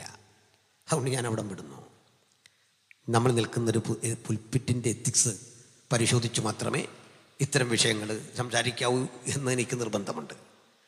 ഏതായാലും ഇതവിടെ നിൽക്കട്ടെ. ഇത്തരത്തിൽ മനുഷ്യരാശിയെ മുഴുവൻ തിന്മയിലേക്ക് നയിക്കുന്ന ഈ ശക്തിയെ കൺട്രോൾ ചെയ്യുന്നവൻ്റെ പേരാ ശരിക്കും പറഞ്ഞാൽ ഈ ലൂസിഫർ. അവൻ്റെ ആത്മാവ് സന്നിവേശിച്ചിട്ട് യെശുക്രിസ്തു എന്നൊരു മനുഷ്യൻ കള്ളപ്രവാചകൻ്റെ പിന്തുണയോടെ അത്ഭുതങ്ങളും അടയാളങ്ങളും വീര്യപ്രവൃത്തികളും ചെയ്ത് മനുഷ്യനെ വഴിതെറ്റിക്കും. എന്നാൽ ഒരു ദിവസം അവന് നമ്മുടെ കർത്താവിൻ്റെ ന്യായവിധി ഉണ്ടാകും. സമയക്കുറവുണ്ട്, അത് പറഞ്ഞു നിർത്താം. നമ്മുടെ കർത്താവായ യേശുക്രിസ്തു അഗ്നിജ്വാലയിൽ പ്രത്യക്ഷനായി യെശുക്രിസ്തു എന്ന് പറയുന്നവനെ തൻ്റെ വായിലെ ശ്വാസത്താൽ ഉമിണ്ണുകളയും. അവൻ തീർന്നു. യെശുക്രിസ്തുവിനോട് കൂടെ കള്ളപ്രവാചകനെ പിടിച്ചുകെട്ടി ഗന്ധക തീപ്പൊയ്കയിലെറിയും. Lake of fire. അവൻ അവിടെ 1000 കൊല്ലം കിടക്കും. മനസ്സിലായോ? പിടികിട്ടിയോ? അതുകൊണ്ടൊരു കാര്യം മനസ്സിലാക്കിക്കൂ. ചെറിയ ചെറിയ പൊയ്കയെല്ലാം കൂടെ ഒഴുകി തീപ്പൊയ്കെ ചേരും. പൊയ്യെ പോകാതെ സൂക്ഷിച്ചോണം. മനസ്സിലായോ? പൊയ്കയെന്ന് കേട്ടാലോർത്തോളണം, അപ്പുറത്ത് വലിയൊരു തീപ്പൊയ്ക. മനസ്സിലായോ? എന്നെ വാക്കിനാൽ കുരുക്കാനൊന്നും നിങ്ങൾക്ക് പറ്റുകയില്ല. അപ്പം മനസ്സിലാക്കിക്കൂ. തീപ്പൊയ്ക, രണ്ടാമത്തെ മരണം. ഇപ്പം ലൂസിഫറിന് എന്ത് ചെയ്യും? ചെയ്യാം. അവനെ പിടിച്ചേ അഗാധ കൂപത്തിലിട്ട് പൂട്ടി. അവൻ്റെ ശല്യമില്ല. എന്നിട്ട് ഭക്തന് വേണ്ടി 1000 ആണ്ട് വാഴ്ച. ഭക്തനും തൻ്റെ ദൈവത്തിനും തൻ്റെ ജനത്തിനും വേണ്ടി 1000 ആണ്ട് നീണ്ടു നിൽക്കുന്ന ഒരു കാലഘട്ടം, മില്ലേനിയം അഥവാ സഹസ്രാബ്ദം. ഏദനിൽ നഷ്ടപ്പെട്ടു പോയ മനുഷ്യജീവിതത്തിൻ്റെ ചൈതന്യം നമ്മിലേക്ക് തിരിച്ചു തന്ന് ആദം ഹവ്വമാർ ജീവിച്ച അനുഭവത്തെക്കാൾ തേജോമുഖമായി നമ്മുടെ കർത്താവിനോടുകൂടെ ജഗജീവിതം നയിക്കുന്ന 1000 വർഷത്തെ വാസം. പക്ഷേ 1000 വർഷത്തിൻ്റെ ദൈർഘ്യം നമുക്ക് തോന്നൂല. വചനം പറയാ 7 കൊല്ലം റാഹേലിന് വേണ്ടി സേവനമനുഷ്ഠിച്ചപ്പോൾ അവളോടുള്ള സ്നേഹം നിമിത്തം അതെത്രയും അല്പകാലമായി അവന് തോന്നി. 1000 ആണ്ട് നമുക്ക് അല്പകാലമാണ്. സ്നേഹത്തിൻ്റെ ആധിക്യത്തിൽ യേശു കർത്താവ് ഭരണാധികാരിയായി ഉലകത്തെ ഭരിക്കുമ്പോൾ തൻ്റെ വിശുദ്ധ കാന്ത അവനൊപ്പം, അവനോടുകൂടെ. ഞാനിത് ആലങ്കാരികമായി പറയാറുണ്ട്. എന്തിനാണ് 1000 ആണ്ട് വാഴ്ച? പറയാം. കോടാനുകോടികളുടെ ആസ്തിയുള്ളൊരു രാജകുമാരൻ, സുന്ദരൻ, സുമുഖൻ. അയാള് ചെറ്റക്കുടിലെ നിർധനയായൊരു പെൺകുട്ടിയെ കണ്ടു, പ്രണയിച്ചു. വിവാഹം നടന്നു. അവളുടെ കുറവല്ല അറിഞ്ഞ കെട്ടിയെ. വിവാഹം കഴിഞ്ഞ് കാന്തൻ്റെ ഭവനമൊക്കെ കാട്ടിക്കൊടുത്തു. ഇതെല്ലാം നിൻ്റെയാന്ന് പറഞ്ഞപ്പോൾ അവൾക്ക് അത്ഭുതം തോന്നി. ഇത്രയും മനോഹാരിത, ആ സ്വർഗീയ ഭവനം കണ്ടവൾ. ഇതൊക്കെ ശരിയാണെങ്കിലും ഇവളോടുള്ള സ്നേഹം നിമിത്തം ഈ കാന്തൻ കാട്ടേണ്ട ഒരു മിനിമം മര്യാദ, അവളുടെ ചെറ്റക്കുടിലിൽ അവളോടുകൂടെ ഒരു ദിവസം വസിക്കണം. അങ്ങനെ നമ്മുടെ കൂടെ തൻ്റെ കാന്തയായ തിരുസഭയോട് കൂടെ അവളുടെ അക്ഷരാർത്ഥത്തിലെ വാസഗേഹമായ ഈ ഭൂമിയിൽ കാന്തൻ ഒരു ദിവസം വസിക്കുന്നതിൻ്റെ പേരാ 1000 ആണ്ട് വാഴ്ച സഹസ്രാബ്ദം. ചെന്നായും കുഞ്ഞാടും ഒരുമിച്ച് മേയും ഒത്തിരി സംഭവങ്ങളുണ്ട്. ഇതിനിടയ്ക്ക് 1000 ആണ്ട് കഴിഞ്ഞിട്ട് ഞാൻ സമയക്കുറവുകൊണ്ട് ഈ 1000 ആണ്ട് അങ്ങ് വിട്ടു. സാത്താന് തടവിൽ നിന്ന് ചങ്ങലയിൽ നിന്ന് അഴിച്ചുവിടും. മറ്റേ പുള്ളിയെ മറ്റവരെന്ത് ചെയ്യേ? 2 പേര് തീപ്പൊയ്യൽ. ഇവനെവിടെ ആയിരുന്നു? അഗാധ കൂപത്തിൽ. ഇത് തുറന്ന് പുറത്തു വിടും. അവൻ 1000 ആണ്ട് വാഴ്ചയിൽ സഭയല്ലാത്ത ചിലരുണ്ട്, രക്ഷിത ഗണങ്ങൾ. അതെടുത്ത് പറയേണ്ടതാ. ഇവരിൽ ചിലരെ വീണ്ടും വശത്താക്കി യേശുക്രിസ്തുവിൻ്റെ പരമാധികാരത്തോട് കലഹിച്ചുകൊണ്ട് ഒടുക്കത്തെ യുദ്ധത്തിന് കൊപ്പുകൂട്ടാൻ അധികാരമോഹം വീണ്ടും വളർത്തി ജനങ്ങളുടെ ഇടയിലേക്ക് വരും. കർമ്മനിരതരായിരിക്കുന്ന സുവിശേഷ വീക്ഷണമുള്ള ആത്മാർത്ഥതയുള്ള എത്രയെത്ര കരുത്തന്മാരെ അധികാരമോഹത്തിൽ പിശാച് തോൽപ്പിച്ചു കളഞ്ഞു. നീ അതിലും കരുത്തനാകേണ്ടതാണ്. വിളിയും തിരഞ്ഞെടുപ്പും അതിശക്തമായി അതിലും കരുത്തുറ്റ മണ്ഡലങ്ങളിൽ ദൈവത്താൽ പ്രയോജനപ്പെടേണ്ടവനാ. നശിച്ചു പോകുന്ന റിട്ടയർ ചെയ്യേണ്ട ഒരു കസേരയ്ക്ക് വേണ്ടി അടിച്ചു തകരുന്ന എത്രയെത്ര ജന്മങ്ങൾ. പോട്ടെ, ഏതായാലും അധികാരമോഹത്തിൻ്റെ പെരുമ്പറ കൊട്ടിക്കൊണ്ട് ഒരു വലിയ സേനയെ യേശുവിനെതിരെ അണിനിരത്തുന്ന രംഗം ദാവീദ് ആത്മാവിൽ കണ്ടു. വർഷങ്ങൾക്കപ്പുറത്ത് പറയുക, ഭൂമിയിലെ രാജാക്കന്മാരെ ബുദ്ധി പഠിപ്പീൻ. പിതാവ് ഈ രംഗം കാണുന്നുണ്ട്. അവൻ കോപിച്ചിട്ട് നിങ്ങൾ വഴിയിൽ വെച്ചു നശിക്കാതിരിപ്പാൻ പുത്രനെ ചുംബിപ്പീൻ. യേശുവിനോടാകട്ടെ വിധേയത്വം, ക്ഷമ പറഞ്ഞുപേക്ഷിക്കാൻ അധികാരമോഹത്തിന്റെ ആസക്തിയെ മുഴുവൻ വിട്ടിട്ട് പുത്രന്റെ പാദാന്തിയെ അടുത്തു വരാൻ. ഈ ആഹ്വാനം ആർ ചെവിക്കൊണ്ടു എന്ന് എനിക്കറിയില്ല. അതിന് പ്രേരക ശക്തിയായിരുന്ന ഈ പിശാചിനെ മിഖായേൽ വന്ന് വെട്ടി. അതാ 12-ാം അധ്യായത്തിൽ കാണുന്നത്. സാത്താനെയും അവൻ്റെ ദൂതന്മാരെയും സ്വർഗത്തിലൊരടയാളം കാണായി തീനിറമുള്ള മഹാസർപ്പത്തെ മിഖായേൽ എന്ന ദൂതൻ വെട്ടി. അപ്പോഴാ യെശയ്യാവ് പറഞ്ഞ വെട്ട് നടക്കുന്നത്. മനസ്സിലായോ? വെട്ടിയവനെ അഗാധ കൂപത്തിലേക്ക് താഴെ തീപ്പൊയ്യയിലേക്ക് തട്ടുമ്പോൾ അവൻ അങ്ങോട്ട് ചെന്ന് വീഴുമ്പോൾ അഡ്വാൻസ്ഡ് ആയിട്ട് 2 പേരവിടെ കിടപ്പുണ്ട്, മൃഗവും കള്ളപ്രവാചകനും. ഇവന്മാർ തങ്ങളിൽ പറയുന്നതാ മുമ്പേ നമ്മുടെ ജോൺലി സാറ് വായിച്ചത്. എന്തെന്നാ?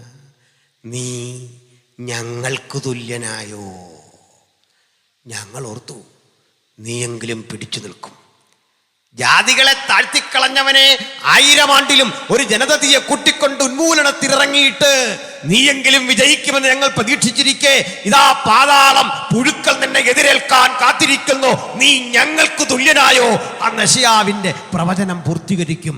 അത് പിശാചുമായി ബന്ധപ്പെട്ട ചിന്തയെങ്കിൽ നമ്മുടെ സന്തോഷം എന്താ? ഇതിൻ്റെ വിളംബരം യുഗങ്ങൾക്കപ്പുറത്ത് ക്രൂശിൽ നടന്നു. യുഗങ്ങൾക്കപ്പുറത്ത് ക്രൂശിൽ നടന്ന വിളംബരം എന്താ? അവൻ വാഴ്ചകളെയും അധികാരങ്ങളെയും ആയുധവർഗം വെപ്പിച്ച് തോൽപ്പിച്ചു. ശത്രുപാളയത്തെ മുഴുവൻ ഉന്മൂലനം ചെയ്ത അത്ഭുത സംഭവമാണ് ആ ക്രൂശെങ്കിൽ ഈ രാത്രി ആ ക്രൂശിലാണ് നമ്മുടെ പ്രശംസ. ആ ക്രൂശാണ് ഉയർത്തപ്പെടേണ്ടത്. സകല ഇരുട്ടിന്റെ ശക്തികളും ആയുധം വെച്ച് കീഴടങ്ങുന്ന നസറേയനായ യേശുവിന്റെ ആ പുണ്യാക രക്തത്തിൽ ഒഴുകി വരുന്ന അതിശക്തമായ പ്രതിരോധം നമ്മുടെ ശരീരത്തിൽ ആവശിക്കട്ടെ. അത് രോഗശാന്തിയായി, ദൈവിക വിടുതലായി, പ്രശ്ന പ്രതിസന്ധികളെ അതിജീവിക്കാൻ ഒരു പുത്തൻ കരുത്തായി, പുത്തൻ നിയോഗമായി, പുത്തൻ അഭിഷേകമായി കാത്തിരിക്കുന്ന ജാഗരിക്കുന്ന ദൈവമക്കളിൽ വ്യാപരിക്കട്ടെ.